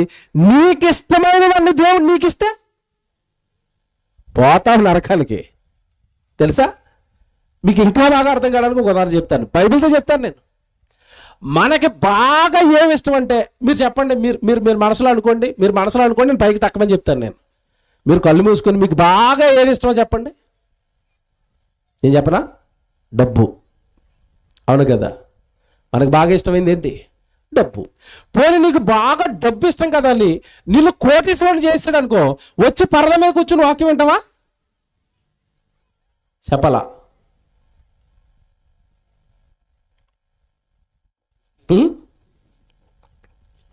నిన్ను కోటీశ్వరుడిని చేస్తే సభలో కూర్చుని వాక్యం వింటావా అని అడుగుతున్నాను నేను. వింటారా? వినరు. ఎందుకు చెప్పనా? పోనీ ఈ సభలో వాక్యం వింటున్న వాళ్ళు ఎవరైనా నేను కోటీశ్వరుని అన్న వాళ్ళు చేయొద్దండి. ఒక్కడు నాకు తెలిసింది. కోట్లుంటే దేవుడు ఉండడు, దేవుడు ఉంటే నీ దగ్గర ఏముండవు? కోట్లు ఉండవు. ఇది బైబిలే. ధనవంతుడు పరలోక రాజ్యంలో ప్రవేశించుట దుర్లభము, ఇంపాసిబుల్ అన్నాడు. అంతే, ఆడు రాడాడు అన్నాడు. అంటే ఇప్పుడు నీకు ధనం అంటే ఇష్టం కదని నిన్ను కోటీశ్వరుని చేసి, ధనవంతుడు చేసి, ఈ లోకంలో ఉన్న సుఖాలు భోగాలను నిన్ను కలవాడు చేసి, నిన్ను గుడికి రానంత బిజీ చేసేసి డబ్బులో నిన్ను నరకాన్ని పంపేస్తాడా దేవుడు? మీకు అర్థం కావాలి. ఇంతకాలం ఏంటో 2 వారు ప్రభుని నమ్ముకున్నాం కానీ మాది ఏం బిల్డింగ్ మీద బిల్డింగ్ వేయట్లేదు అని అనుకున్నారా? వేయరు. మీరు వేస్తే పరలోకానికి రారు. ధనవంతుడు పరలోక రాజ్యంలో ప్రవేశించుట దుర్లభం. అంటే నీకిష్టమైనవన్నీ ఇస్తే భూమి మీద బాగుంటావు. ఎప్పుడు బాగోవు? చచ్చిపోయిన తర్వాత బాగోవు, నరకానికి పోతావు. పిల్లోడు అడిగినప్పుడు డ్రింక్ ఇచ్చేయండి, బాగున్నాడండి, దుడ్డు ముక్కలా ఉన్నాడండి, డ్రింక్ ఇచ్చే బాటిల్ ఎత్తేస్తాడు. బాటిల్ కరెక్ట్గా 4 రోజులకు వస్తుంది. ఏమొస్తుంది? ముందు జలుబు, తర్వాత దగ్గు, తర్వాత ఊపిరి ఆడక, తర్వాత జ్వరం వచ్చి అంత తీసుకెళ్ళి ఎక్కడ వేయాలి? మళ్ళా హాస్పిటల్ వేయాలా? నీకు అర్థమైందా? నీకు ఇష్టమైనవన్నీ దేవుణ్ణి అడక్కో. ఎందుకంటే నువ్వేదైతే అడుగుతున్నావో దానివల్ల నీకు మేలు జరుగుతుందో కీడు జరుగుతుందో నీకు తెలీదు. అంతే కదండి. తండ్రి నాకు పలానా చోట బెంగళూరులో ఉద్యోగం వచ్చేయాలి తండ్రి అంటారు చాలామంది. ఎందుకు బెంగళూరు? ఇక్కడ గుడిని వదిలేసి, ఇక్కడ సంఘాన్ని వదిలేసి, సేవకుడిని వదిలేసి, సన్నిధిని వదిలేసి బెంగళూరులోకి వెళ్ళి ఏం చేస్తాను తండ్రి, నెల ₹1,00,000 జీతం, 10 లక్షలు, 20 లక్షలు, కళ్ళ ముందు లక్షలు ఉంటాయి, రక్షణ ఉంటుందా చెప్పండి? లక్షలు ఉంటాయి, రక్షణ ఉందా అన్నాను? దేవుడి సన్నిధి ఉందా? గుడి ఉందా? వాక్యం ఉందా? ప్రతి ఆదివారం ఎవడు గుడికి వెళ్ళి రొట్టె ద్రాక్షాసం తీసుకోవాలి కదా నీ పాపాలు కడుక్కోవడానికి, అవన్నీ ఉంటాయా? ఉండవు. కానీ ఏముంటాయి? లక్షలు ఉంటాయి. ఇప్పుడు ఆ లక్షలు నేను పరలోకానికి తీసుకెళ్తాయా? ఇక్కడ సన్నిధి నిన్ను పరలోకానికి తీసుకెళ్తా చెప్పు. అంటే నువ్వు ఏవేవో అడిగేస్తావు దేవుణ్ణి. నేను వాక్యం సరిగా అర్థం కానప్పుడు నేను కూడా అడిగేసేవాడినండి. నేను కూడా అడిగేశాను, నాకు అర్థం కాలేదు అప్పుడు. తర్వాత నెమ్మదిగా దేవుడు అర్థం చేయించాడు. నాన్న, నువ్వు అడిగినవన్నీ ఇస్తే నువ్వు నాకు కాకుండా పోతావు అన్నాడు. నమస్కారం బాబు, నమస్కారం. చిన్నప్పుడు అండి, నేను చిన్నప్పుడు కలలు కానివ్వండి, నా హైట్కి అసలు ఎవడు చూసినా అబ్బా ఏం ఫిజిక్, ఏం హైట్ అన్న, ఖచ్చితంగా నువ్వు పోలీసు అవుతావు చిన్నప్పుడు వేసారు నాకు మనసులో. ఇంకంతే, పడుకుంటే పోలీసు, లేస్తే పోలీసు, గన్ను, ఇక్కడేమో నక్షత్రాలు, పరిగెట్టడాలు, చేజింగ్లు, ఎన్కౌంటర్లు, పడుకుని కళ్ళు, ఇవే కళ్ళు. నేను అనుకున్నట్టుగా నేను పోలీసు వాడిని అయిపోతే వాక్యం ఎక్కడ నేర్చుకునేవాడినండి? ఎక్కడ ఒక ఊరూరు తిరిగి ఆయన గురించి చెప్పే భాగ్యం నాకెక్కడ దొరికేదండి? నాకు ఇష్టమైంది దేవుడిస్తే నేను ఆయనకి ఏమైపోయాను? దూరం అయిపోతాను. దేవుడు ఇంకోటి అన్నాడు, నాయన నీకు ఇష్టమైంది కాదురా, నా ఇష్టాన్ని నెరవేర్చాలి, సేవకుడు అవ్వాలి. మీ చిత్తం బాబు, అంతే కదండి. ఆయన ఏది ఇష్టా తీసుకో, నీకు ఇష్టమైనవన్నీ ఆయన్ని అడక్కో. ఆయన ఇష్టాలేంటి? ఆయన ఇష్టాలేంటి? 6వ అధ్యాయానికి రండి, 38వ వచనం, 6వ అధ్యాయం 38వ వచనం చూడండి. యోహాను సువార్త 6వ అధ్యాయం 38వ వచనం. నా ఇష్టము నెరవేర్చుకున్నటకు నేను రాలేదు, నన్ను పంపినవాడు ఆయన్ని పంపించాడు, నిన్ను పంపించాడు ఈ లోకానికి. ఆయన వచ్చి ఆయన ఇష్టం, దేవుడి ఇష్టాన్ని నెరవేర్చాడు, దేవుడి కొరకు బ్రతికాడు, దేవుడు అన్న లోకానికి వెళ్ళిపోయాడు. నువ్వేమో తెల్లారులు ఇస్తూ ఉద్యోగం, వ్యాపారం, చదువు, ఇల్లు, బంగారు, పొలం, ఆస్తులు అంటున్నావు తప్ప నిన్ను పంపించిన దేవుడి ఇష్టం, ఆయన సువార్త, ఆయన సేవ, ఆయన వాక్యం, ఆయన బైబిల్ నేర్చుకోవాలి. ఏమైనా నీ జీవితంలో ఉంటున్నాయా? ఎంత బాగా చెప్తున్నాడు చూడండి. 38వ వచనం చదువు నాన్న. 38. నా ఇష్టమును నెరవేర్చుకొనుటకు నేను రాలేదు, నన్ను పంపిన వాని చిత్తము నెరవేర్చుటకే పరలోకము నుండి దిగి వచ్చాను. నన్ను పంపిన వాడి ఇష్టం నెరవేర్చడానికి ఎక్కడి నుండి దిగి వచ్చాడట? పరలోకం నుండి. ఏమండి, మనమంతా ఎక్కడి నుంచి వచ్చాం చెప్పండి? ఎక్కడి నుంచి వచ్చింది తెలుసా? మనమంతా ఎక్కడి నుంచి వచ్చాం? ప్రభువా, తరతరముల నుండి మాకు నివాస స్థలము నీవే నుండి తండ్రి ఈ లోకానికి వచ్చాము. నరులారా, తిరిగి మరలా నా దగ్గరికి రండి. అక్కడి నుంచే వచ్చాం, తిరిగి మరలా ఎక్కడికి వెళ్ళాలి? అక్కడికే వెళ్ళాలి. ప్రసంగి గ్రంథంలో ఈ వచనాలన్నీ మీకు తెలుసని చెప్పుకుంటూ వెళ్తున్నాను. మన్నైనది వెనుకటి వల్లే మరలా మంటికి చేరును, ఆత్మ దాన్ని దయచేసిన దేవుని యొద్దకు మరలా తిరిగి చేరును. మట్టిలోకి వెళ్ళాలట, ఆత్మ ఎక్కడికి వెళ్ళిపోవాలట? దయచేసిన దేవుని దగ్గరికి. మనిషి పరలోకం వెళ్ళాలి, మట్టిలోనికి వెళ్ళాలి. కానీ ఇక్కడ ప్రాబ్లం ఏంటంటే, ఈ మట్టి మీద మమకారం పెంచుకుని, ఈ శరీరం మీద మమకారం పెంచుకుని, 60-70 ఏళ్ళు నుండి ఈ జీవితమే జీవితం అనుకుని, తినడానికి, త్రాగడానికి, ఈ శరీరానికి అవసరమైనవన్నీ సమకూర్చుకోవడానికి ఈ జీవితకాలం ఉపయోగించేస్తున్నావు తప్ప, ఈ దేహాన్ని ఇచ్చాడే, ఈ దేహంలో ఆత్మను పెట్టాడే, చనిపోయిన తర్వాత నరులారా తిరిగి రండి చేతులు చాపాడే, ఆయన ఇష్టాన్ని ఏమి నెరవేరుస్తున్నాడు ఈ జీవితంలో? దేవుడు ఇష్టాన్ని నెరవేర్చడానికి నేను పరలోకము నుండి దిగి వచ్చి తిని. యేసు ప్రభు ఆయన కొరకు బ్రతకలేదు. నిద్ర లేచాడా, తెల్లవారు లేచాడా, రండి ఇతర సమీప గ్రామములకు ప్రకటించుటకు వెళుదము, ఇందు నిమిత్తమే కదా నేను బయలుదేరి వచ్చి తిని అంటాడు. మార్కు సువార్త 1వ అధ్యాయం 38వ వచనం చూడండి. నేను పరలోకం నుండి వచ్చాను కదా ఆయన ఇష్టం నెరవేర్చడానికి అన్నాడు కదా. ఇంతకీ ఏంటి ఆయన ఇష్టం? ఏం నెరవేర్చాడు? ఏం చేశాడు? మార్కు సువార్త 1వ అధ్యాయం 38వ వచనం చూడండి. ఆయన ఇతర సమీప గ్రామములలోనూ నేను ప్రకటించినట్లు వెళ్ళుదాము, రండి. శిష్యులతో అంటారు, లెగండి, గెటా ప్లస్ బండి పొద్దున్న వెళ్ళిపోదాం, రండి, పక్క ఊరికి వెళ్ళిపోదాం పదండి వాక్యం చెప్పడానికి. వెళ్ళుదాము రండి, ఇందు నిమిత్తమే అండర్లైన్ చేసుకోండి. అనేక గ్రామాలకి సువార్త చెప్పడానికి, అనేక గ్రామాలకి నా తండ్రి గురించి చెప్పడానికి, అనేక గ్రామాలలో ఉన్న ప్రజలందరినీ పాపాల నుండి మళ్లించడానికి ఇందు నిమిత్తమే కదా నేను బయలుదేరి వచ్చాను. ఎక్కడి నుంచి? పరలోకము నుండి. పరలోకాన్ని విడిచిపెట్టి మానవ దేహం ఎత్తి 33.5 ఏళ్ళు ప్రభు భూమి మీద బ్రతికింది. నా తండ్రి ఇష్టం, నా తండ్రి ఇష్టం, నా తండ్రి ఇష్టం, నా తండ్రి ఇష్టం. మరి నీ జీవితం, నీ ఆలోచనలు, నీ ఉద్దేశాలు, నీ మాటలు, నీ జీవితం తండ్రికి అనుకూలంగా ఉందా? తండ్రి ఇష్టం నీ జీవితంలో నెరవేరుతుందా? ఏమండి, చాలామంది జీవితాలండి, చాలామంది జీవితాలు ప్రభు దగ్గరికి వస్తారు, బైబిల్ పట్టుకుని వస్తారు. నిజంగానండి కొన్ని కుటుంబాల్లో అసలు సమాధానమే ఉండదండి. పేరుకు రక్షణ పొందుకున్న కుటుంబాలే. విచిత్రం ఏంటంటే నలుగురు ఆదివారం గుడికి వస్తారు, నలుగురికి 4 బైబిల్లో ఉంటాయి. ఈ నలుగురు సోమవారం వచ్చిందంటే నలుగురు ఫైటింగే ఇంట్లో. అత్త కోడలతో ఫైటింగ్, కోడలు అత్తతో ఫైటింగ్, కొడుకు తండ్రితో ఫైటింగ్, తండ్రి కొడుకుతో ఫైటింగ్, అల్లరి కేకలు గొడవలు, అల్లరి కేకలు గొడవలు. ఏమిటి ఇది? క్రైస్తవ్యమా? క్రీస్తుని ధరించిన వారి జీవితాలా ఇలా ఉండొచ్చా?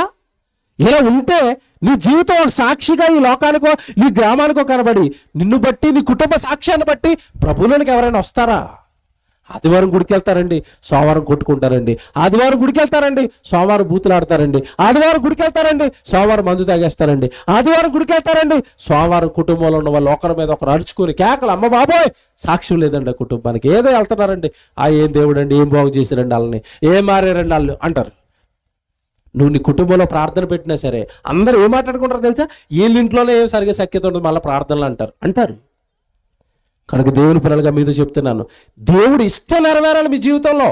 మీ ఇష్టాల కోసం తగులాడుకోకండి, మీ ఇష్టాల కోసం గొడవలు ఆడుకోకండి, మీ ఇష్టాల కోసం పగలు పెంచుకోకండి.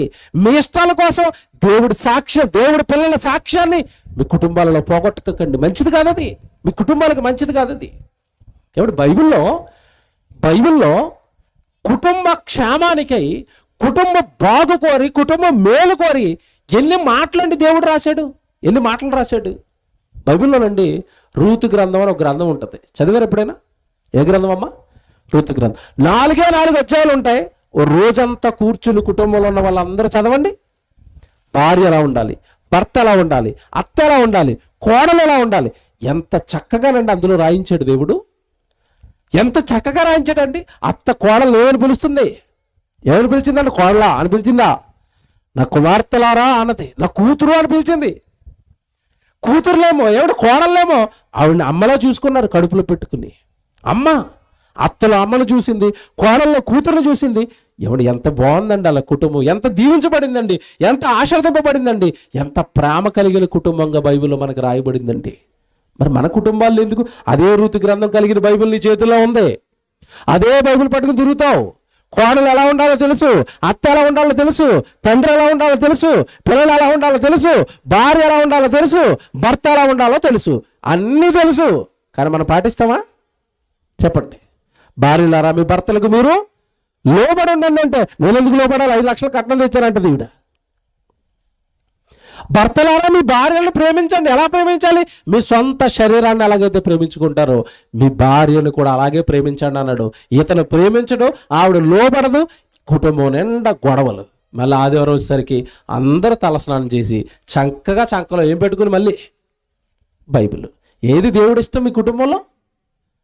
దేవుడు ఇష్టమేది మీ కుటుంబంలో? బైబిల్లో రాయబడిన వాక్యం ఎక్కడ నెరవేరుతుంది అంటున్నాను మీ కుటుంబంలో. దేవుడు ఇష్టమేంటో తెలుసుకోకుండా నేను దేవుడు నమ్మేశానంటున్నావు ఏంటి? దేవుడు వాక్యానుసారం బ్రతకకుండా దేవుడు అంటే నాకు తెలిసిపోయాడు, నేను రక్షణ పొందేశానంటున్నావు ఏంటి? ఏం తెలిసాడు దేవుడు? ఏం అర్థమయ్యాడు దేవుడు? ఏం నమ్ముకోరావు దేవుణ్ణి? గ్రంథం చేతుల్లో ఉండి కూడా గ్రంథములో ఉన్నవి పాటించకుండా నాకు దేవుడు తెలుసు అంటున్నావు ఏంటి? నేను దేవుడు నమ్మానంటున్నావు ఏంటి? అదే అంటున్నాను నేను పదే, నీకు ఇంకా దేవుడు ఇష్టాలేంటో తెలియలేదు. దేవుడు ఎలా ఉండమన్నాడు తెలుసా? క్రైస్తవులతో హెబ్రీయులకు రాసిన పత్రిక, వాక్యాలు రాసుకోండి ఇవన్నీ. హెబ్రీయులకు రాసిన పత్రిక 12వ అధ్యాయం 14వ వచనం చూడండి బైబిల్లో. హెబ్రీయులకు రాసిన పత్రిక 12వ అధ్యాయం, హెబ్రీయులకు రాసిన పత్రిక 12వ అధ్యాయం 14వ వచనం. అందరితో క్రైస్తవుడు, క్రీస్తు నమ్మినవాడు ఎలా ఉండాలంటే అందరితో సమాధానమును పరిశుద్ధతయు కలిగి ఉండుటకు ప్రయత్నించుడి. పరిశుద్ధత లేకుండా ఎవడును ప్రభువును చూడడు, పరలోకం వెళ్ళవు. సమాధానం లేకుండా కుటుంబంలో, గ్రామంలో సమాధానం లేకుండా, వ్యక్తులతో సమాధానం లేకుండా, సహోదరుడితో సమాధానం లేకుండా, సంఘంలో వెళుతున్న నీ సాటి సహోదరులతో సమాధానం లేకుండా, నీ సేవకుడితో నీకు సమాధానం లేకుండా, ఎవరితోనూ సమాధానం లేకుండా, నేను పరిశుద్ధులు అంటే ఎలాగా, నాకు దేవుడు తెలుసు అంటే ఎలాగా? సమాధానము లేకుండా, పరిశుద్ధత లేకుండా ఎవ్వడును ప్రభువును చూడడు. మనుషులం కదా, ఏదో చిన్న చిన్న జరుగుతాయి. నువ్వు నిజంగా వాక్యం అర్థమైపోతే చిన్నదో పెద్దదో జరిగింది, నువ్వు తగ్గించుకొని భర్తతో గొడవ, ఏమండి మనం క్రైస్తవులు కదండి, గుడికి వెళ్ళే వాళ్ళం కదండి, మనకెందుకండి గొడవలు, మారిపోదాం.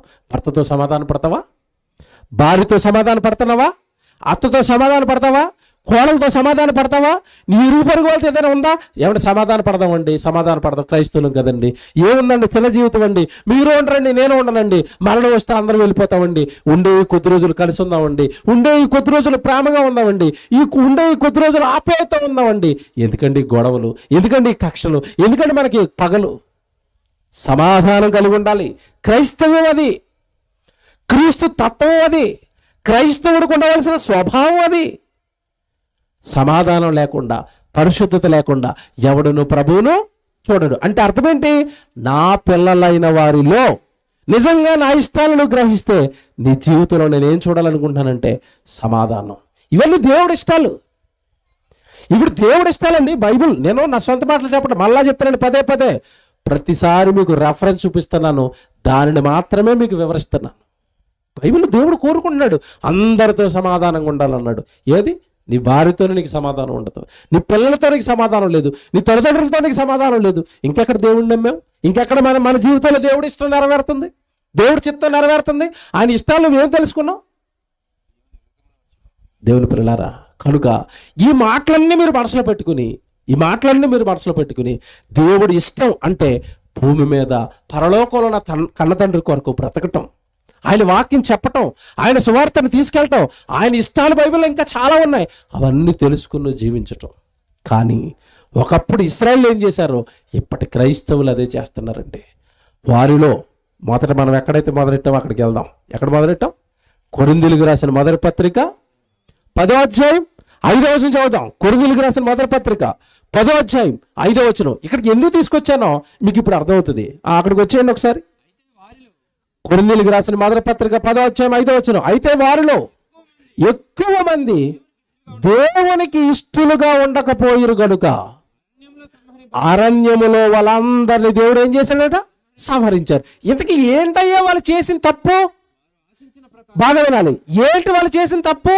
దేవుడికి అయిష్టంగా, దేవుడికి భిన్నంగా ఏం చేశారో వాళ్ళ భూమి మీద వివరణ ఇస్తున్నాడు. ఇప్పుడు చూసుకోవాలి, అక్కడ వచనం చూసుకోండి. 6వ వచనం.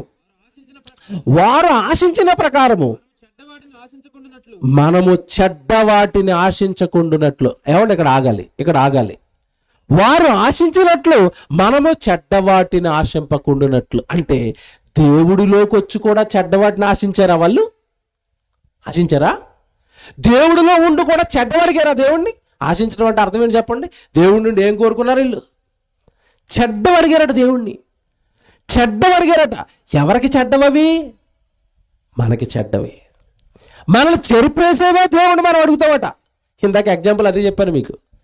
డబ్బు అడుగుతాం మనల్ని. డబ్బు అడిగితే మనం చెడిపోతామా బాగుపడతాం? మీరు చెప్పండి.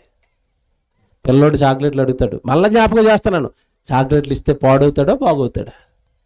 పాడవుతాడు కదా. ఇప్పుడు ఇంకా మీకు సింపుల్గా అర్థం కాదు చెప్పనా? స్కూల్కి వెళ్ళే పిల్లోడు ఉన్నాడండి, స్కూల్కి వెళ్తూ మమ్మీ నేను స్కూల్కి వెళ్తున్నాను, చాక్లెట్లు కొనుక్కోవాలా, 1000 రూపాయలు అన్నాడు. బాగుందా బాగలేదా?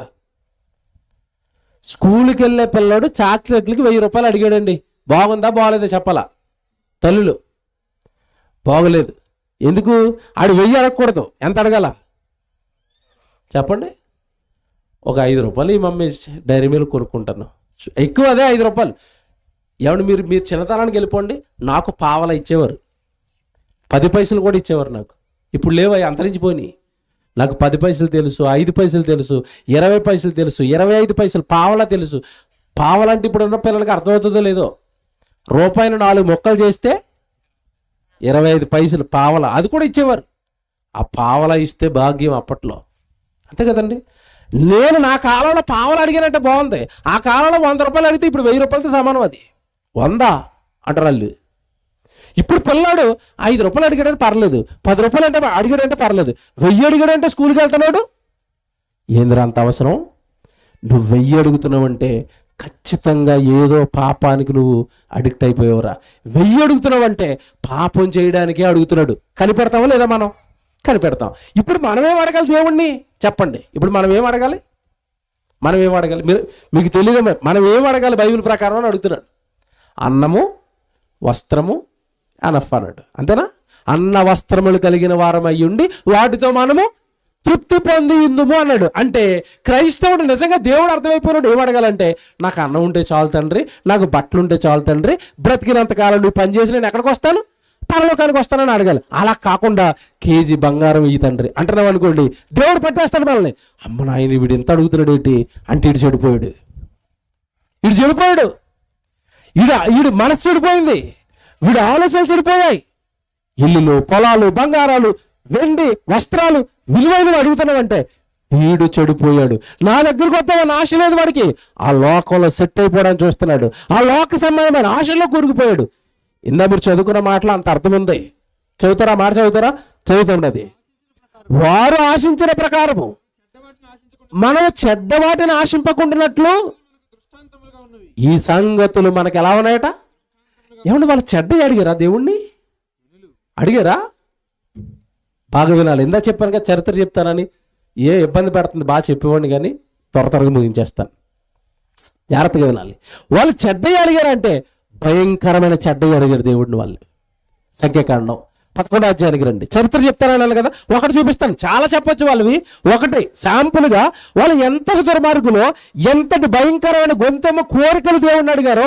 ఒకప్పుడు జాతి, ఇశ్రాయేలు జాతి దేవుడి పిల్లలుగా చెప్పుకుంటూ వాళ్ళు దేవుడిని ఎంత బాధ పెట్టారో ఈ వచనం మీరు చూడాలా. సంఖ్యాకాండం 11వ అధ్యాయం మొదటి వచనం చూడండి బైబిల్లో. సంఖ్యాకాండం 11వ అధ్యాయం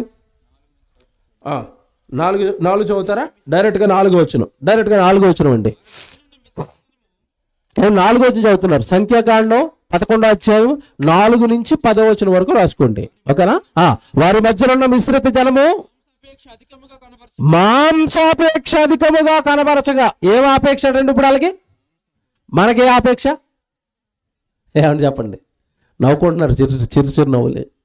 తెల్లారు లేస్తే దేవుడిని మనం ఏమడుగుతాం? మనకే ఆపేక్ష, ధనాపేక్ష. వాళ్ళకే ఆపేక్ష, తిండిపోతులు అనమాట. అయ్యి వాళ్ళు ఎక్కడున్నారంటే ప్రయాణంలో ఉన్నారండి. ప్రయాణంలో ఉన్నారు కదా అని దేవుడు ఏం తక్కువ చేయలేదు. ఎక్కడ పడితే అక్కడ నీళ్ళు ఇస్తున్నాడు. ఇంకో విషయం తెలుసండి, మనకు ఆహారం కావాలంటే పొలానికి వెళ్ళిపోయి పంట చేసుకుని పని చేసుకుని తెచ్చుకోవాలండి. వాళ్ళకి ఆహారం ఎక్కడ టెంట్ వేస్తే టెంట్ ముందేసి చూడండి ఆహారం పట్టుకొచ్చి. ఏంటది? మన్నా. అదేమైనా మామూలు ఫుడ్ అనుకున్నారు? మళ్ళీ సూపర్ ఫుడ్ అండి, వెరీ టేస్టీ ఫుడ్ అండి. ఎక్కడ టెంట్లు వేస్తుంటే ఆ టెంట్ ముందు వేస్తే ఒక టెంట్ ముందు ఉంటుంది, టెంట్ లోపల కట్టుకెళ్ళి శుభ్రంగా తినేసి టెంట్లో పడుకోండ్రు అంటే, లేదు మాకు మాంసం కావాలి. ఏమండి మాంసం ఎక్కడ అడగాలి? ఏదో పోనీ సిటీలో ఉన్నారంటే, లేదంటే గ్రామంలో ఉన్నారంటే, ప్రజల మధ్య ఉన్నారంటే మాంసం తిడతాడు. వీళ్ళ ప్రయాణం ఎక్కడ సాగుతుంది చెప్పండి? అరణ్యంలో దేవుడిని మాంసం అడగొచ్చండి? అడగొచ్చా? ఇలాగ మీకు అర్థమవుతుంది. మీరు ఏదో చెన్నై వెళ్ళకో హైదరాబాద్ వెళ్ళకో ట్రైన్ ఎక్కారు. ట్రైన్ ఎక్కినప్పుడు ఆకలిస్తే మీరు ఏమడుగుతారు చెప్పండి? ఏదో ఇడ్లీయో, ఏదో చపాతీయో, ఏదో దొరికితే అది అయిపోరా బాబు, ప్రయాణంలో ఉన్నాం కదా, ఏదో దొరికితే అది తినేసి అది శుభ్రంగా కాసేపు పడుకుంటే ప్రయాణం అయిపోతే దిగిపోవచ్చు అక్కడ. అంతేనా? నేను ట్రైన్లో ఉన్నాను, నాకు ఇప్పుడు చికెన్ బిర్యానీ కావాలి అంటదా? అంటే వస్తుందండి అక్కడ? ట్రైన్లో ఎవరైనా చికెన్ బిర్యానీ అడుగుతాడండి ప్రయాణంలో? ఏది దొరికితే అది తినేసి. చాలాసార్లు మేము ప్రయాణం చేస్తాం, కడుపు కాలిపోతూ ఉంటుంది. కొన్నిసార్లు సెట్ అవ్వవు ప్రయాణాలు. భోజనం టైం అయిపోతే ట్రైన్లోనో బస్సులోనే ఉండిపోతాం. అప్పుడు కళ్ళు ఏమవుతుందండి? ఏది దొరుకుతుంది? ఒకసారి జాంకాయలు దొరుకుతాయి, ఒకసారి సమోసా దొరుకుతుంది, ఒకసారి ఆపిల్ పళ్ళు దొరుకుతాయి. అమ్మయ్య 2 ఆపిల్ పళ్ళు తినేయటం, దేవస్తోత్రం, త్వరగా వెళ్ళిపోవాలి బస్సు, అక్కడ తిందాం అన్నం. వీళ్ళు ప్రయాణంలో ఉన్నప్పుడు పాలు తేలు ప్రవహించి దేశం వెళ్ళిపోయిన తర్వాత, కనాను దేశం వెళ్ళిపోయిన తర్వాత అక్కడ ఏది కావాలంటే అది తినో, బోల్డ్ మంచి దేశం అది. కానీ వీళ్ళు ప్రయాణంలో ఉన్నప్పుడు అడుగుతున్నారండి దేవుణ్ణి, ఏం కావాలట? మాంసాపేక్ష. పోనీ ఇక్కడ చెప్తాను చూడండి, ప్రభా ఏటో చాలా రోజుల నుంచి మన్నా తింటున్నాము, కొంచెం ఏదో మీ చిత్తం అయితే 4 ముక్కలు వేయండి అంటే బాగుంటుంది. ఎలాగ అడిగితే బాగుంటుంది. వాళ్ళు అలా అడగలేదండి. వాళ్ళ టోన్ వేరండి, టోన్ మార్చారు వాళ్ళు. ఇది దేవుడికి మంట మండిపోయిందండి గుండెల్లో. టోన్ మార్చారు వాళ్ళు. ఎలాంటి టోన్ మార్చారో వచ్చిన చదవండి కరెక్ట్గా అక్కడ చదువుతాడు. ఇశ్రాయేలు మరలా ఏడ్చి, ఏమన్నా ఆగండి, ఇశ్రాయేలు మరలా ఏడ్చి ఎందుకు ఏడుతున్నారు? మా పైన సూర్యుడు కొట్టేస్తాడు తండ్రి, వేడికి తట్టుకోలేక ఏడ్చేస్తున్నాం, అదే ఏడుపు. రాత్రి అరణ్యంలో ఉంచేసాము, మేము చలి గజగజ చలి కొనుక్కుపోతున్నాము, అందుకే ఏడుతున్నారా? చలి లేదు, ఎండ లేదు, జాగ్రత్త వినాలి. చలి లేదు, ఎండ లేదు, ప్రయాణం చేస్తే చెప్పులు అరిగిపోవు, కాళ్ళు వాయు, బట్టలు మాసిపోవు. ఓడి నాయన ఏం అద్భుతాలండి బాబావి. అవన్నీ అనుభవిస్తూ ఇంటి ముందు మంచి ఆహారం వేస్తుంటే తిని పడుకోలేక మాంసం కావాలని ఏం చేస్తున్నారట? ఏమన్నా మాంసం కోసం మీరు ఎప్పుడైనా ఏడ్చారా? మరి చెప్పండి, మీరు ఏడ్చారండి ఎప్పుడైనా? అసలు ఎవడన్నా ఏడితే సిగ్గేసేదండి. సిగ్గుమాల మాంసానికి ఏడుతా పెట్టరా? మాంసానికి ఏడుతారా? ఏడ్చారండి, ఏడ్చారు.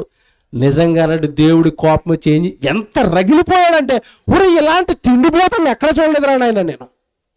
వాళ్ళు ఏమంటారు తెలుసండి, కిందకి వెళ్ళేసరికి మాంసాపేచ్చు అధికంగా వచ్చి ఏడ్చేసి, మేము ఐగుప్తులో ఉన్నప్పుడే బాగుంది, అక్కడ ఉచితంగా మాకు కీరకాయలు దొరికాయి, ఉచితంగా అక్కడ మాకు దోసకాయలు దొరికాయి, ఉచితంగా అక్కడ మాకు ఉల్లిగడ్డలు దొరికాయి, అక్కడ కుండల దగ్గర తినేసాము, ఏటో దేవుడు పట్టుకొచ్చి ఆరణ్యంలో లేచాడు. అవి జ్ఞాపకానికి వస్తున్నాయట. ఏవి? కీరకాయలు, దోసకాయలు. అవి ఇక్కడ ఒక పశ్చాబద్ధం ఆడుతున్నారు వాళ్ళు. ఏంటి తెలుసా పశ్చాబద్ధం? అక్కడ మాకు ఉచితంగా దొరికాయి అన్నారు. ఉచితంగా ఇచ్చాడండి ఫరో. గొడ్డి చాకరీ చేసుకుని నద్దెరగొట్టి పెట్టాడు అక్కడ ఆడికి. వీళ్ళు హ్యాపీగా ఊరకనే ఇస్తుంటే, లేదు మాకు మాంసం కావాలి, మాకు అక్కడే బాగుంది ఐగుప్తు. ఎంత కృతజ్ఞత లేనండి వీళ్ళు, ఎంత దౌర్భాగ్యులండి, ఎంత హీనంగా ఏడ్పించారు దేవుణ్ణి. చెప్తానరా మీ సంగతి, ఒక్కొక్కటి సంగతి. మాంసం కోసం ఏడుస్తారా? నన్ను అవమానపరుస్తారా? ఐగుప్తే బాగుందంటారా? నా అరణ్య ప్రయాణంలో పెడతాను ఫుడ్ బాగాలేదంటారా? చెప్తాను ఒక్కొక్కటి సంగతి అని. ఒరే మీకు మాంసం ఇస్తాను రా. ఎలాగిస్తాను తెలుసా? దేవుడిస్తే ఎలాగిస్తాడు. 1 రోజు కాదు, 5 రోజులు కాదు, 15 రోజులు కాదు, 20 రోజులు కాదు, 1 రోజుల పాటు మీరు మాంసమే తినాలి, సావనన్నాడు అంతే. మాంసం పళ్ళ మధ్యలో ఉండండి, అది వాసన కొట్టి కంపు కొట్టి మాంసం కావాలని ఏడ్చిన వాళ్ళు అందరూ చచ్చారు. 33వ వచనంలో ఉంటుంది, చదువుకుంటే ఏమైపోతుంది? 33వ వచనంలో ఉంటుంది అది. 33వ వచనం. ఆ మాంసము వాళ్ళ పళ్ళ సందులలో ఉండగానే ఆమె నమలక మునిపే యెహోవా కోపము వాళ్ళ మీద రగులుకొనెను. యెహోవా తెగులు చేత వారిని బహుగా. చూసారండి, ఇప్పుడు మీరు ఇందా చదువుకున్న మాట వీళ్ళ గురించి కొరింథీ పత్రికలో పౌలు గారు చెప్తున్నారు. వారు ఆశించినట్లుగా చెడ్డ వాటిని మనము ఆశించగా ఉన్నాము. దేవుని చెడిపోయేవి మళ్ళీ పాడు చేసేవి మళ్ళీ అడగకూడదండి. అరణ్యంలో మాంసం అడిగారండి. ఈరోజు నీకు రక్షణ ఇస్తే, ఈరోజు నీకు పరలోకాలకు నేను దేవుడు సిద్ధం చేయాలని వాక్యం ఇస్తే, లోక సంబంధమైన అడుగుతున్నావు ఏంటయ్యా? ఇల్లు, పొరాలు, బంగారాలు, ఉద్యోగాలు, వ్యాపారాలు, చదువులు, పరలోకం అడగవా? పరిశుద్ధులు చేయమని అడగవా? వాక్యం కావాలని అడగవా? నేను వాక్యం చెప్పే స్థాయికి ఎదగాలని అడగవా? ఆత్మ సంబంధమైనవి అడగవా? చెడ్డవాటిని ఎందుకు అడుగుతున్నారు? దేవుడికి ఇష్టం లేనివి ఎందుకు అడుగుతున్నారు? వాళ్ళు అడిగి సంహరింపబడ్డారు. ఈరోజు అలా దేవుడు ఇష్టమేంటో కొత్త నిబంధనలు నువ్వు తెలుసుకోకుండా దేవుడిని ఏది పడితే అది అడిగితే నువ్వు కూడా దేవుడికి అయిష్టుడుగా మారిపోతావు. వాళ్ళ జీవితం అంతా చెప్పేవాడినండి, ఇంకా వాళ్ళ చరిత్ర టైం అయిపోయింది. సనుగుళ్ళండి బాబు, వాళ్ళ జీవితం అంతా సనగటమే. నీళ్ళు లేట్ అయితే సనుగుతారు, కొంచెం ఆహారం లేట్ అయితే సనుగుతారు, కొంచెం ప్రయాణం ఎక్కువైతే సనుగుతారు. ఎలా కాదు మీరు అలా బ్రతకండి అని పౌలు ఏమండి మోషే గారు ఏమన్నా వాక్యం చెప్పారనుకోండి, వాళ్ళ బ్రతుకంతా సనుగుళ్ళండి. చివరిగా మాట చెప్తాను ప్రియులారా, మీకు దేవుడి ఇష్టం ఏంటంటే మనం ఎలా బ్రతకాలని కోరుకుంటున్నాడో 2 మాటలు చెప్పి ముగించేస్తాను. ఫిలిప్పీయులకు రాసిన పత్రిక త్వరగా తీసుకోండి. ఫిలిప్పీయులకు రాసిన పత్రిక 2వ అధ్యాయం 14వ వచనం చూడండి బైబిల్లో. ఇవి దేవుడి ఇష్టం. ఇదిగో మీరు ఎలా ఉండాలని కోరుకుంటున్నాడు. మీ జీవితంలో ఆయన ఇష్టం ఇలా నెరవేరాలని కోరుకుంటున్నాడు. అందరూ రాసుకోండి. ఇది ఫిలిప్పీయులకు రాసిన పత్రిక 2వ అధ్యాయం 14వ వచనం. మీరు మూర్ఖమైన వక్ర జనము మధ్య ఉన్నారు. ఎందుకంటే మన చుట్టూ ఉన్న వాళ్ళు దేవుని ఎరగక మూర్ఖంగా ప్రవర్తిస్తున్నారు. అలాంటి వారి మధ్యలో మీరుండి మీరు అలా ప్రవర్తించకండి. మీరు మూర్ఖమైన వక్ర జనము మధ్య నిరపరాధులను నిష్కలంకులను అనిందులను ఆయన దేవుని కుమారులగునట్లు దేవుని కుమారులగునట్లు దేవుని కుమారులగునట్లు సలుగులను సంశయములను మాని సమస్త కార్యాలను చేయండి. ఇప్పుడు చెప్పండి, దేవుడికి ఇష్టమేంటి చెప్పండి? ఏం చేస్తే దేవుడికి ఇష్టమట? ఇదిగో ఈ జీవవాక్యాన్ని చేత పట్టుకొని మూర్ఖమైన ఈ సమాజంలో మీరు నిలవబడి సమస్త కార్యాలు వాళ్ళ ముందు చేయండి. అంటే వాళ్ళ కొరకు పనులు చేసుకుంటారు, మీరు ఎవరి కోసం పని చేయాలి? తండ్రి పని చేయండి, దేవుడు పని చేయండి. వాళ్ళు చూసి ఆశ్చర్యపోవాలి. ఇదేంటండి వీళ్ళు ఎప్పుడు మీటింగ్లు అంటారు, ఎప్పుడు సభలు అంటున్నారు, ఎప్పుడు సువార్త అంటున్నారు, ఏంటండి వీళ్ళు ఎలా బ్రతుకుతున్నారంటే మాకు తండ్రి ఉన్నాడు, ఆయన పని మీద మేము లోకానికి వచ్చాం, ఆయన పని చేయాలి, ఆయన పని ముగించి మరలా ఆయన దగ్గరికి మేము వెళ్ళిపోవాలి. మీ పని ద్వారా ప్రపంచానికి మీరు సువార్త నేర్పాలి. మీ పని ద్వారా దేవుడు అంటే ఎవరో వాళ్ళకి చెప్పాలి. యేసుక్రీస్తు పని చేశాడు, సువార్త పని చేసి కదండి మనకు చెప్పాడు. తండ్రి ఎలాగుంటాడో సువార్త చేసి కదండి ఆయన ఆలోచనలు, ఆయన ఉద్దేశాలన్నీ మనకు బయలుపరిచాడు వాక్యం ద్వారా. సువార్తే లేకపోతే, సభలే లేకపోతే, దేవుడు వాక్యం చెప్పేవారే లేకపోతే ఆయన ఇష్టం మనకు ఎలా తెలుస్తుంది? మీ గ్రామానికి దేవుడు ఇష్టం మీకు ఎలా తెలుస్తుంది? లేదా మీరు రాబోయే మీ తరానికి, మీ పిల్లలకి మీరు వాక్యం నేర్పుకోకపోతే, మీ పిల్లలకి దేవుడు తెలియకపోతే వచ్చే తరానికి ఎవరు చెప్తారు దేవుడి గురించి? మీరు దేవుడు పనులు చేయరా? సమస్త కార్యాలు మీరు చేయరా? ప్రపంచం ఎలా మారిపోయింది చెప్పరా? యెషయా గ్రంథం 5వ అధ్యాయం, యెషయా గ్రంథం తీయండి 5వ అధ్యాయం. బాధపడతాడు దేవుడు ఎలా మారిపోయింది చూడండి. యెషయా గ్రంథం 5వ అధ్యాయం 11వ వచనం చూడండి. యెషయా గ్రంథం 5వ అధ్యాయం 11వ వచనం. మనుషులు ఏం చేస్తున్నారు చెప్తున్నాడు దేవుడు. యెషయా గ్రంథం 5వ అధ్యాయం 11వ వచనం. మద్యము త్రాగుదామని వేగమున లేచి, మద్యం తాగడానికి ఎప్పుడు లేచిపోతున్నారట? వేకువనే అంటే పొద్దునే తాగేవాళ్ళు చూడండి. అసలు చాలా పెద్ద పని ఉన్నాడు, తెల్లవారుజామున మొహం కడిగేస్తూ ఉంటాడు. ఎక్కడికి? పొలానికి వెళ్ళిపోతున్నాడు అనుకుంటున్నారా? వైన్ షాప్కి. విషయం ఏంటంటే షాప్ వాడు రాడు, వీళ్ళు ముందు వెళ్ళిపోతారు అక్కడికి. స్వెటర్ దగ్గర వెయిటింగ్. ఏమన్నా ఎంత లేట్ చేస్తున్నారంటే మీరు? మాకు మరి ఆల్కహాల్ మేము వేయకపోతే మేము ఉండలేకపోతాం, చేతిలో వణికిపోతాం. ఏంటి ఎంత లేట్గా తీస్తున్నారు? షాపు కానీ ముందు వెళ్ళి కూర్చుంటాడు అక్కడ. వేకువనే లేచిపోతున్నారట మందు తాగడానికి. చూడండి ఎలా రాస్తాడు దేవుడు. వేకువనే లేచి ద్రాక్షారసము తమకు మంట పుట్టించే వరకు, చాలా రాత్రి వరకు పానము చేయు వారికి. అంతే కదండి, తాగుడు మొదటితో పట్టాలు వదులుతారా? ఎప్పుడైపోవాలి? మళ్ళీ తెల్లవారుజామున షట్టర్ ఎత్తక ముందు వెళ్ళాడు, ఆడు షట్టర్ వేసి ఆడి ఇంటికి వెళ్ళిపోయిన తర్వాత ఈయన ఇంటికి వస్తాడు. ఆడికి ఎంతేయాలి షాపులోంచి, పారాబాబు టైం అయిపోయింది నేను ఇంటికి వెళ్ళాలని. అప్పుడు వస్తాడు బయటికి తూలుకుంటూ పడుకుంటూ, ఆ డ్రైనేజీలో పడి, ఆ రోడ్డు మీద పడి, కాళ్ళకు కట్ అయిపోయి, చేతులు కట్ అయిపోయి, తలనిండా దెబ్బలు తగిలేసుకుని ఆ బురదలో బుర్రలేసి ఇంటికి వస్తాడు అయ్యగారు రాత్రి. చాలా రాత్రి అయిన తర్వాత వస్తున్నారట. చదువునన్న. వారికి శ్రమ, వాళ్ళ జీవితం అంతా శ్రమలే. ఈ త్రాగుబోతుల జీవితం అంతా శ్రమ అన్నాడు. తర్వాత వారు, జాగ్రత్తగా వినండి, వారు సితారా, స్వరమండలము, సన్నాయిలను వాయించుచు, ద్రాక్షరసము త్రాగుచు విందులు చేయుదురు గాని యెహోవా పని అండర్లైన్ చేసుకోండి. అది ఏ పనట? యెహోవా పని యోచింపరు. దేవుడు పని వాళ్ళు గ్రహించరు. దేవుడి కోసం వాళ్ళు ఏ పని చేయరు. త్రాగుతారట, విందులట, వినోదాలట, ఏమన్నా మ్యూజికల్ నైట్లట, సినిమాలట, షికార్లట. దేవుడు పని మాత్రం చేయరట. వచ్చిందే పరలోకం నుండి ఆయన పని చేయడానికి. అది వదిలేసి విందులు, వినోదాలు, షికారులు, మందు తాగడాలు. ఇదేటి జీవితం? ఎవరు ఉద్ధరించడానికి ఆ జీవితం? కుటుంబానికి క్షేమం ఉండదు నీ వల్ల, కుటుంబానికి సుఖం ఉండదు నీ వల్ల. నిన్ను పుట్టించిన దేవుడికి సుఖం ఉంచక ఏమి సాధించడానికి పాపాలు, ఏమి సాధించడానికి నేరాలు, ఏమి సాధించడానికి కార్యాలు. కుటుంబం అల్లాడిపోతుందే నిన్ను చూసి, పిల్లలు అల్లాడిపోతున్నారే నిన్ను చూసి. భయంకరమైన మీ నాన్న అలాగట తాగేసి పడిపోయాడట. పిల్లలకి ఎంత అవమానం అండి, భార్యకి ఎంత అవమానం అండి, కన్న తల్లిదండ్రులకి ఎంత అవమానం అండి. అది ఎవరిని ఉద్ధరించడానికి పాపాలు? దేని సాధించడానికి పాపాలు? ఏమి సాధిస్తావు? నీకు విషయం చెప్తున్నాను. బ్రతికున్నంతకాలం కుటుంబాన్ని బాధపెట్టి, పుట్టించిన దేవుని బాధపెట్టి నువ్వేమైనా సుఖపడతాను అనుకుంటున్నావేమో. కరెక్ట్గా 40 ఏళ్ళు వచ్చేసరికి 2 కొట్టేస్తాయి వెనకాలవి. ఏంటవి? కిడ్నీలు, ఆ తర్వాత ఉంటుంది బాధ. వీళ్ళెంత బాధపడ్డారో దానికి 4 బాధ మంచం మీద పడి నువ్వు అనుభవించాల్సి వస్తుంది. వద్దయ్యా, ఇది దేవుడు చెప్పిన మాట అయ్యా, నేను నా సొంత మాట చెప్పడం లేదు, దేవుడి మాట. అలా పానము చేయు వారికి శ్రమ అన్నాడు అంతే. నీ జీవితం అంతా శ్రమలే. మద్యం ముట్టుకున్నావా, నీ జీవితం అంతా శ్రమే. మద్యం ముట్టుకున్నావా, నీ కుటుంబానికి శ్రమ, నిన్ను కన్నవారికి శ్రమ, నిన్ను నమ్ముకుని నీ మీద ఆధారపడిన నీ భార్యకి, నీ పిల్లలకి శ్రమ. ఎందుకు వాళ్ళని బాధ పెట్టడం? ఎందుకు వాళ్ళ కళ్ళల్లో కన్నీళ్ళు? ఎందుకు వాళ్ళకి ఆ మనోవేదన? ఏం సాధించడానికి? కుటుంబం నలిగిపోతుంటే మిమ్మల్ని కుటుంబంగా చేసిన పరలోకంలో ఉన్న కన్న తండ్రి నలిగిపోతాడే నీ ఒక్కడి వల్ల. ఎంత బాగా రాశాడండి బైబిలు.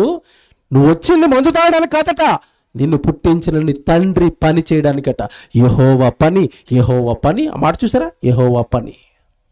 ఏమంటే చివరిగా మాట చెప్తాను. దేవుడు ఇష్టం అంటే ఆయన పనిని ఇది ఇలా జరిగించటమే.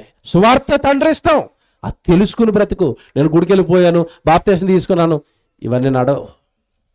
తండ్రి పని చేయకుండా నేను ఆయన నమ్మేశాను అంటే ఎవరు నువ్వని అడుగుతాడు తెలుసా? ఆయన పని చేయకుండా నేను ఆయన బిలీవర్ని అని చెప్పుకోవడానికి అసలు హక్కే లేదన్నాడు బైబిల్లో. తీతుకు రాసిన పత్రిక రాసుకోండి. నేను చెప్తున్న ప్రతిదీ రెఫరెన్స్ అండి. నేను నోటి మాటగా నేను మాట్లాడుతున్న ప్రతిదీ బైబిల్లో ఉన్న రెఫరెన్స్. తీతుకు రాసిన పత్రిక 1వ అధ్యాయం 16వ వచనం దేవుని బైబిల్లో. తీతుకు రాసిన పత్రిక 1వ అధ్యాయం 16వ వచనం, దేవుణ్ణి ఎరుగుదామని వారు చెప్పుకుందరు, నాకు సంబంధం లేదు అన్నాడు ఆయన. వాళ్ళే చెప్పుకుంటున్నారు దేవుడు నాకు తెలుసని. దేవుణ్ణి ఎరుగుదామని వారు చెప్పుకుందరు, కానీ అసహ్యులు. అదేంటండి అది? మాకు దేవుడు తెలుసు అన్న వాళ్ళు దేవుడు ఏమనాలి? బలా అనాలి. కానీ ఆయన ఏమంటున్నాడు? అసహ్యులు వాళ్ళు. వాళ్ళంటే అసహ్యం నాకు. ఎందుకంటే వాళ్ళు అవిధేయులు, నా వాక్యానికి లోబడరు. నా పని ఉందని చెప్పినా చేయరు. నా వాక్యం చదువుకోమని చదువుకోరు. మీరు సమాధానంతో ఉండమంటే ఉండరు. కుటుంబాన్ని క్షేమంగా ఉంచుకోండి అంటే ఉంచుకోరు. మందు తాగొద్దు అంటే మానేయరు. వ్యభిచారం చేయొద్దు అంటే మానేయరు. అబద్ధాలు వద్దు అంటే ఆడటం మానేయరు. దొంగతనాలు చేయొద్దు అంటే మానేయరు. పనికిరాల సినిమాలు షికారులు వద్దు అంటే మానేయరు. వాళ్ళు అవిధేయులు, వాళ్ళు నాకు లోబడరు. వాళ్ళు వారు అవిధేయులను ప్రతి సత్కార్యము విషయంలో భ్రష్టులనయ్యుండి తమ క్రియల వలన ఆయనను ఎరగమన్నట్లుగా ఉన్నారు. నోటితోనేమో దేవుడు తెలుసు అని చెప్తున్నారట, పని దగ్గరికి వచ్చేసరికి ఎవరైనా అడుగుతున్నారట. అంతేనా? ఇక్కడ కూర్చున్న వాళ్ళందరికీ నిజం మీరు బాధపడినా నిజం చెప్పాలి. నేను వస్తాను లేదు తెలియదు మళ్ళీ మీ ఊరికి మీరు చెప్పేయాలి. మీకు ఏమ్మా ఇక్కడ సభ జరుగుతుంది కదా, సభ జరుగుతుందా? ఎవరిది సభ? అయిందా? చివరి అయిందా? ఈ పక్క అయిందా? మీ పాస్టర్ గారు అక్కడ కూర్చున్నారు ఇప్పటివరకు అయిందా? సభ ఎవరిదో చెప్పాలా? ఈ సభ ఎవరిదండి? దేవుడిది. ఇక్కడ పని చేస్తున్నారు కదా వీళ్ళు ఇంట్లో పని చేసుకుంటున్నారా, తండ్రి పని చేసుకుంటున్నారా? చెప్పాలి. ఊరోళ్ళు తండ్రి పని చేస్తున్నారు. మీరు వీళ్ళు ఉదయం నుంచి తండ్రి పని చేస్తున్నప్పుడు అడుదురుతూ ఇడుదురుతూ మీరు చూసారా లేదా? చూసారా? చూసి అమ్మో నా తండ్రి పని జరుగుతుందని మీరు కూడా వచ్చి గుణం పట్టుకునే వాళ్ళు చేయొద్దండి. ఎవరైనా ఉంటే పట్టుకున్నారు ఎవరైనా? పోనీ ఇక్కడ పని చేస్తున్న వాళ్ళకి ఏమైనా భోజనం వండుకొని వచ్చారా మీ ఇంట్లోంచి? తయారు. ఓ లైట్ కట్టారా? కట్టరు. ఓ పని చేస్తారా? చేయరు. మీరు గుడికి వెళ్తారా? దేవుడు నమ్ముకున్నారంటే ఏమంటారు మీరు? చెప్పండి. మేము గుడికి వెళ్ళిపోతున్నామండి, 30 years ఇండస్ట్రీ మేము. ఆ సినిమా డైలాగు మన క్రైస్తవుల డైలాగ్ ఇది. ఏంటిది? నేను బాప్తీసం తీసుకొని 30 సంవత్సరాలు అయిపోయింది, ఏమనుకుంటున్నా మరి అంటాడు. 30 సంవత్సరాల్లో ఎన్ని సభలు పెట్టావు బాబు? ఎన్ని గ్రామాలకు సువార్త ప్రకటించావు? నీ కష్టార్జితంతో ఎన్ని వేల రూపాయలు దేవుడికి ఖర్చు పెట్టావు? ఏముండదు దేవుడి ఖాతాలో. నేను మాత్రం 30, నేను మాత్రం 40 అంటాడు. ఎందుకు చెప్పుకోవడం దండగా. అదే రాశాడు ఆయన అక్కడ.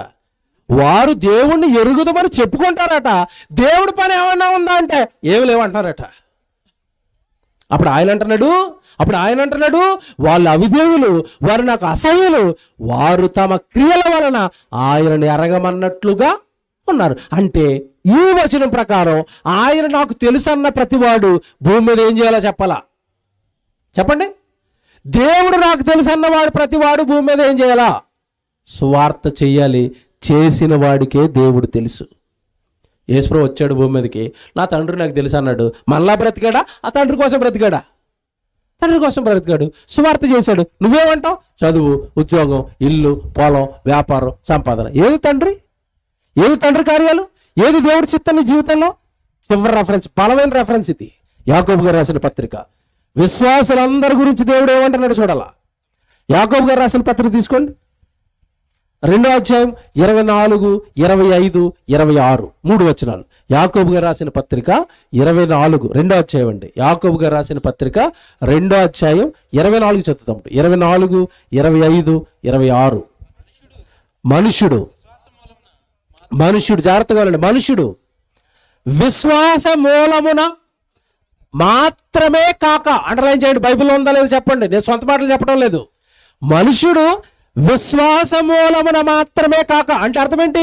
నేను దేవుణ్ణి నమ్మేశాను, నేను విశ్వాసినే, నేను విశ్వసించేశాను అంటే సరిపోతట. విశ్వాస మూలమున మాత్రమే కాక క్రియల మూలముగాను నీతిమంతుడని ఎంచబడునని మీరు దీని వల్ల తెలుసుకోవాలి. నా ప్రసంగం వల్ల తెలుసుకోవాలి, ఈ రెఫరెన్స్ వల్ల తెలుసుకోవాలి. ఏమని తెలుసుకోవాలట? నేను విశ్వాసం చేసినంత మాత్రాన్ని నీతిమంతుడు కానట. దేని వలన నీతిమంతుడు అవుతాడట వ్యక్తి? క్రియల మూలముగా నీతిమంతుడు అవుతాడని మీకు తెలీదా? క్రియలు చేసిన వాడు నీతిమంతుడు అని తెలీదా? క్రియలు చేసిన వాడికి దేవుడు ఇష్టమర్థమై దేవుడి కొరకు బ్రతికే విశ్వాసాన్ని మీకు తెలీదా? బాప్తిసం తీసుకుంటే నీతిమంతులు అనుకున్నారా? నో. చూడండి చెప్తాడు ఇప్పుడు.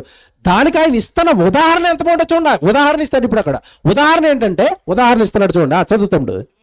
అటువలనే రాహాబను వేశ్య మీకు తెలుసు కదా, యెహోషువ గ్రంథంలో కనపడుతుంది మనకి 2వ అధ్యాయంలో. రాహాబను వేశ్య కూడా దూతలను చేర్చుకొని వేరొక మార్గమున వారిని వెలుపలికి పంపివేసినప్పుడు క్రియ మూలముగా ఆ రోజు ఆవిడ దేవుడి కోసం చేసిన పని మూలముగా నీతిమంతురాలని ఎంచబడింది కదా. అంటే నువ్వు నీతిమంతురాలుగా పిలువబడాలి అంటే ఇప్పుడు నీ జీవితంలో కూడా రాహాబను వేశ్య జీవితంలో దేవుడి పని ఎలా ఉందో నీ జీవితంలో ఏముంది దేవుడి పని? ఆ రోజు ఆవిడ ప్రాణాలకు తెగించి వేగుల వారిని ఇంట్లోకి చేర్చుకుని రాజుకు తెలిస్తే చంపేస్తానని తెలిసి కూడా ఇశ్రాయేలీయులను కాపాడింది ఆ రోజు ఆవిడ. తెలుసు కదా మీకు చరిత్ర. రాహాబను వేశ్య యెహోషువ గ్రంథంలో కనపడుతుంది మీకు. ఏమంటే మీకు ఇక్కడ ఇప్పుడు ఏం అర్థం అవ్వాలి అంటే, ఎవరినైనా నేను నీతిమంతుడిని అని దేవుడి దగ్గర చెప్పుకోవాలంటే నీ జీవితంలో ఏముండాలి? ఇప్పుడు ఏముండాలి? క్రియలు ఉండాలి, దేవుడి పనులు ఉండాలి. దేవుడి పని నీ జీవితంలో లేకుండా నేను నీతిమంతుడిని చెప్పుకునే హక్కే లేదన్నాడు దేవుడు. ఎగ్జాంపుల్ చెప్తాడు. చివరికి వేసి ఆవిడయా, ఆడపిల్ల ఆవిడ, ఊరికి చివరుందయ్యా. ఆ రోజు పరిస్థితి ఏంటో తెలుసండి, వేశ్యల్ని ఊరి మధ్యలో ఉండనిచ్చేవారు కదండి. ఈవిని ఎక్కడుంచారు తీసుకెళ్ళి తెలుసా? ఊరు అవతల గవిని దగ్గర ఊరికి చివరి గోడ ఉంటుంది, ఆ గోడ పక్కన పడేసారు. ఈవిని తెలిసే నువ్వు మంచిదాన్ని కాదు, పో బయటకు అన్నారు. ఏమంటే అలాంటి రాహాబను వేశ్య ఊరికి చివరున్న ఆవిడ దేవుడు పని చేసిందే, దేవుడు మనసును గెలుచుకుందే, దేవుడు ఇష్టాన్ని జరిగించిందే భూమి మీద.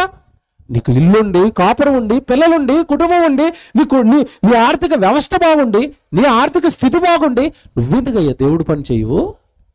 నువ్వెందుకయ్యా నీతిమంతుడుగా దేవుడి ముందు తీర్చబడాలని ప్రయత్నించడం లేదు? ఎందుకు? వెళుతున్నాను. అదేటది పని లేకుండా ఎలాగవుతావు నీతిమంతుడివి? ఇప్పుడు చెప్తారు చూడండి కింద తర్వాత వచ్చును. ప్రాణము లేని శరీరం ఎలాగో మృతమో అలాగే క్రియలు లేని విశ్వాసమును మృతం. అంటే నిన్ను బ్రతికించదది, నిన్ను రక్షించదది. నేను విశ్వసించేశాను, బాప్తిసం తీసేసుకున్నాను అంటే కాదట, క్రియలు ఉండాలట, పని ఉండాలట. క్రియలు లేని విశ్వాసము ఎలాగో మృతమో, ఏమిటి ప్రాణము లేని శరీరం ఎలాగో మృతమో, క్రియలు లేని విశ్వాసము కూడా మృతం అంటే చచ్చిపోతుంది, నిన్ను బ్రతికించేది కాదది. కనుక దేవుని పిల్లలుగా మీకు అన్ని రెఫరెన్స్లు చూపించాను. బైబిల్లో విశ్వాసులకు తండ్రి అని ఎవరిని పిలుస్తాను చెప్పండి. ఎవరు విశ్వాసులకు తండ్రి? అబ్రహాం. దేనిని బట్టి తండ్రి అయ్యాడు? ఎలా తండ్రి అయ్యాడు విశ్వాసులకి? ఎలా నీతిమంతుడు అయ్యాడు? దేవస్తోత్రం ఆదివారం గుడికి వెళ్ళొచ్చా? క్రియలు. సొంత వాళ్ళు విడిచిపెట్టమంటే విడిచిపెట్టేస్తాను, సొంత దేశాలు విడిచిపెట్టమంటే విడిచిపెట్టేస్తాను. 100 సంవత్సరాల తర్వాత పుట్టిన ఏకైక కుమారుడు బలిమ్మంటే బలిస్తాను. క్రియల మూలంగా అబ్రహాము నీతిమంతుడు. నువ్వు నేను దేనిని బట్టి నీతిమంతుడు అవుతాను చెప్పండి? క్రియలు. మా కుటుంబాలను విడిచిపెట్టి, నాది ఎక్కడో హైదరాబాద్ అండి, సరిగా ఆరోగ్యం బాగోలేదు నాకు, అయినా ఈ చలిలో ఉంటే నాకు పడదు, న్యూమోనియా ప్రాబ్లం ఉంది, శ్వాస ఆడదు, తగ్గుస్తూ ఉంటుంది. ఇన్నిటిని భరిస్తూ ఈ గ్రామాల్లో, ఆ గ్రామంలో, ఈ గ్రామంలో ఎందుకు తిరుగుతున్నావు తెలుసండి? ఎందుకు తిరుగుతున్నావు తెలుసా? ఒకటే ధ్యేయం, ఒక్కరికైనా బైబిల్లో ఉన్న ఈ సత్యం చెప్పాలి, బైబిల్లో ఉన్న వాక్యాలు అర్థం చేయించాలి. ఒకరు కాకపోతే ఒకరు పట్టించుకుంటారేమో, ఒకరు కాకపోతే ఒకరు హృదయాలు తెరవబడుతుందేమో. నిజమే కదా, నా తండ్రి కోసం నేను ఏం చేయటం లేదు, నా తండ్రి కోసం నేను ఏం బ్రతకటం లేదని ఒక్కరు కాకపోతే ఒక్కరైనా దేవుడి కోసం నిలబడతారేమో, ఆ గ్రామాన్ని మార్చుకుంటారేమో, తర్వాత రాబోయే వాళ్ళ తరాన్ని, వాళ్ళ పిల్లలు మార్చుకుంటారేమో, వాళ్ళ బంధువులు మార్చుకుంటారేమో. నిత్యాగ్ని దండంలోనికి వెళ్ళిపోకుండా ఒక్కరినైనా కాపాడగలుగుతామేమోనన్న ప్రయాసం అది. అంతే, ఏమి ఆశించి మీ మధ్యలోకి రాలేదు, వెళ్ళిపోతామేమో, సభ అయిపోయింది, వెళ్ళిపోతాం. ఈ ప్రయాసంతా మిమ్మల్ని కాపాడడానికి, మీ పిల్లల్ని కాపాడడానికి, మిమ్మల్ని పరలోకం చేర్చడానికి, మీకు తెలియని సంగతులు, దేవుడి ఇష్టాలు చెప్పడానికే ఈ 2 దినాలు సభ. అర్థమైందని అనుకుంటున్నాను. ఒకప్పుడు ఇశ్రాయేలును దేవుడి ఇష్టం తెలుసుకోకుండా దేవుడు పిల్లలుగా బ్రతికి మరి చచ్చిపోయారు. మీకు దేవుడి ఇష్టాలు తెలుసుకోకపోతే, నేను దేవుడిని ఇష్టం తెలుసుకోకపోతే, ఆ దేవుడు పనే దేవుడికి ఇష్టమని, ఆత్మల రక్షణే దేవుడికి ఇష్టమని తెలుసుకొని, ఆ ఆత్మల రక్షణలో నేను కానీ, నువ్వు కానీ, నీ కుటుంబం కానీ లేకపోతే మనం జారిపోయేది ఎక్కడికో తెలుసా? నిత్యాగ్ని దండనకే. ఇశ్రాయేలు జారిపోయినట్టే మనల్ని కూడా, వాళ్ళని చంపాడు, మనల్ని కూడా. ఏమంటే దేవుడు ఒకే రూల్ అందరికీ, రూల్ ఫర్ ఆల్. దేవుడు లోకంలా కాదండి. లోకం అనుకోండి, లోక చట్టాలు ఎలాగుంటాయి, పేదవాడికి ఒకలాగా, డబ్బు ఉన్నోడికి ఒకలాగా. దేవుడి చట్టాలు అలాంటివి కాదు, అందరికీ ఒకటే. వాళ్ళని చంపాడు ఆ రోజు, ఆయన ఇష్టాన్ని నెరవేర్చినందుకు. మనం నెరవేర్చకపోతే మనల్ని కూడా ఏం చేస్తాడు? చంపుతాడు. చంపడం అంటే నరకంలో వేస్తాడు. కనుక నిర్ణయం మీది, ఆలోచించుకోండి, బైబిల్ బాగా చదువుకోండి, తండ్రి పనులు ఎల్లప్పుడూ ఉండండి. ప్రార్థన చేసుకుందాం.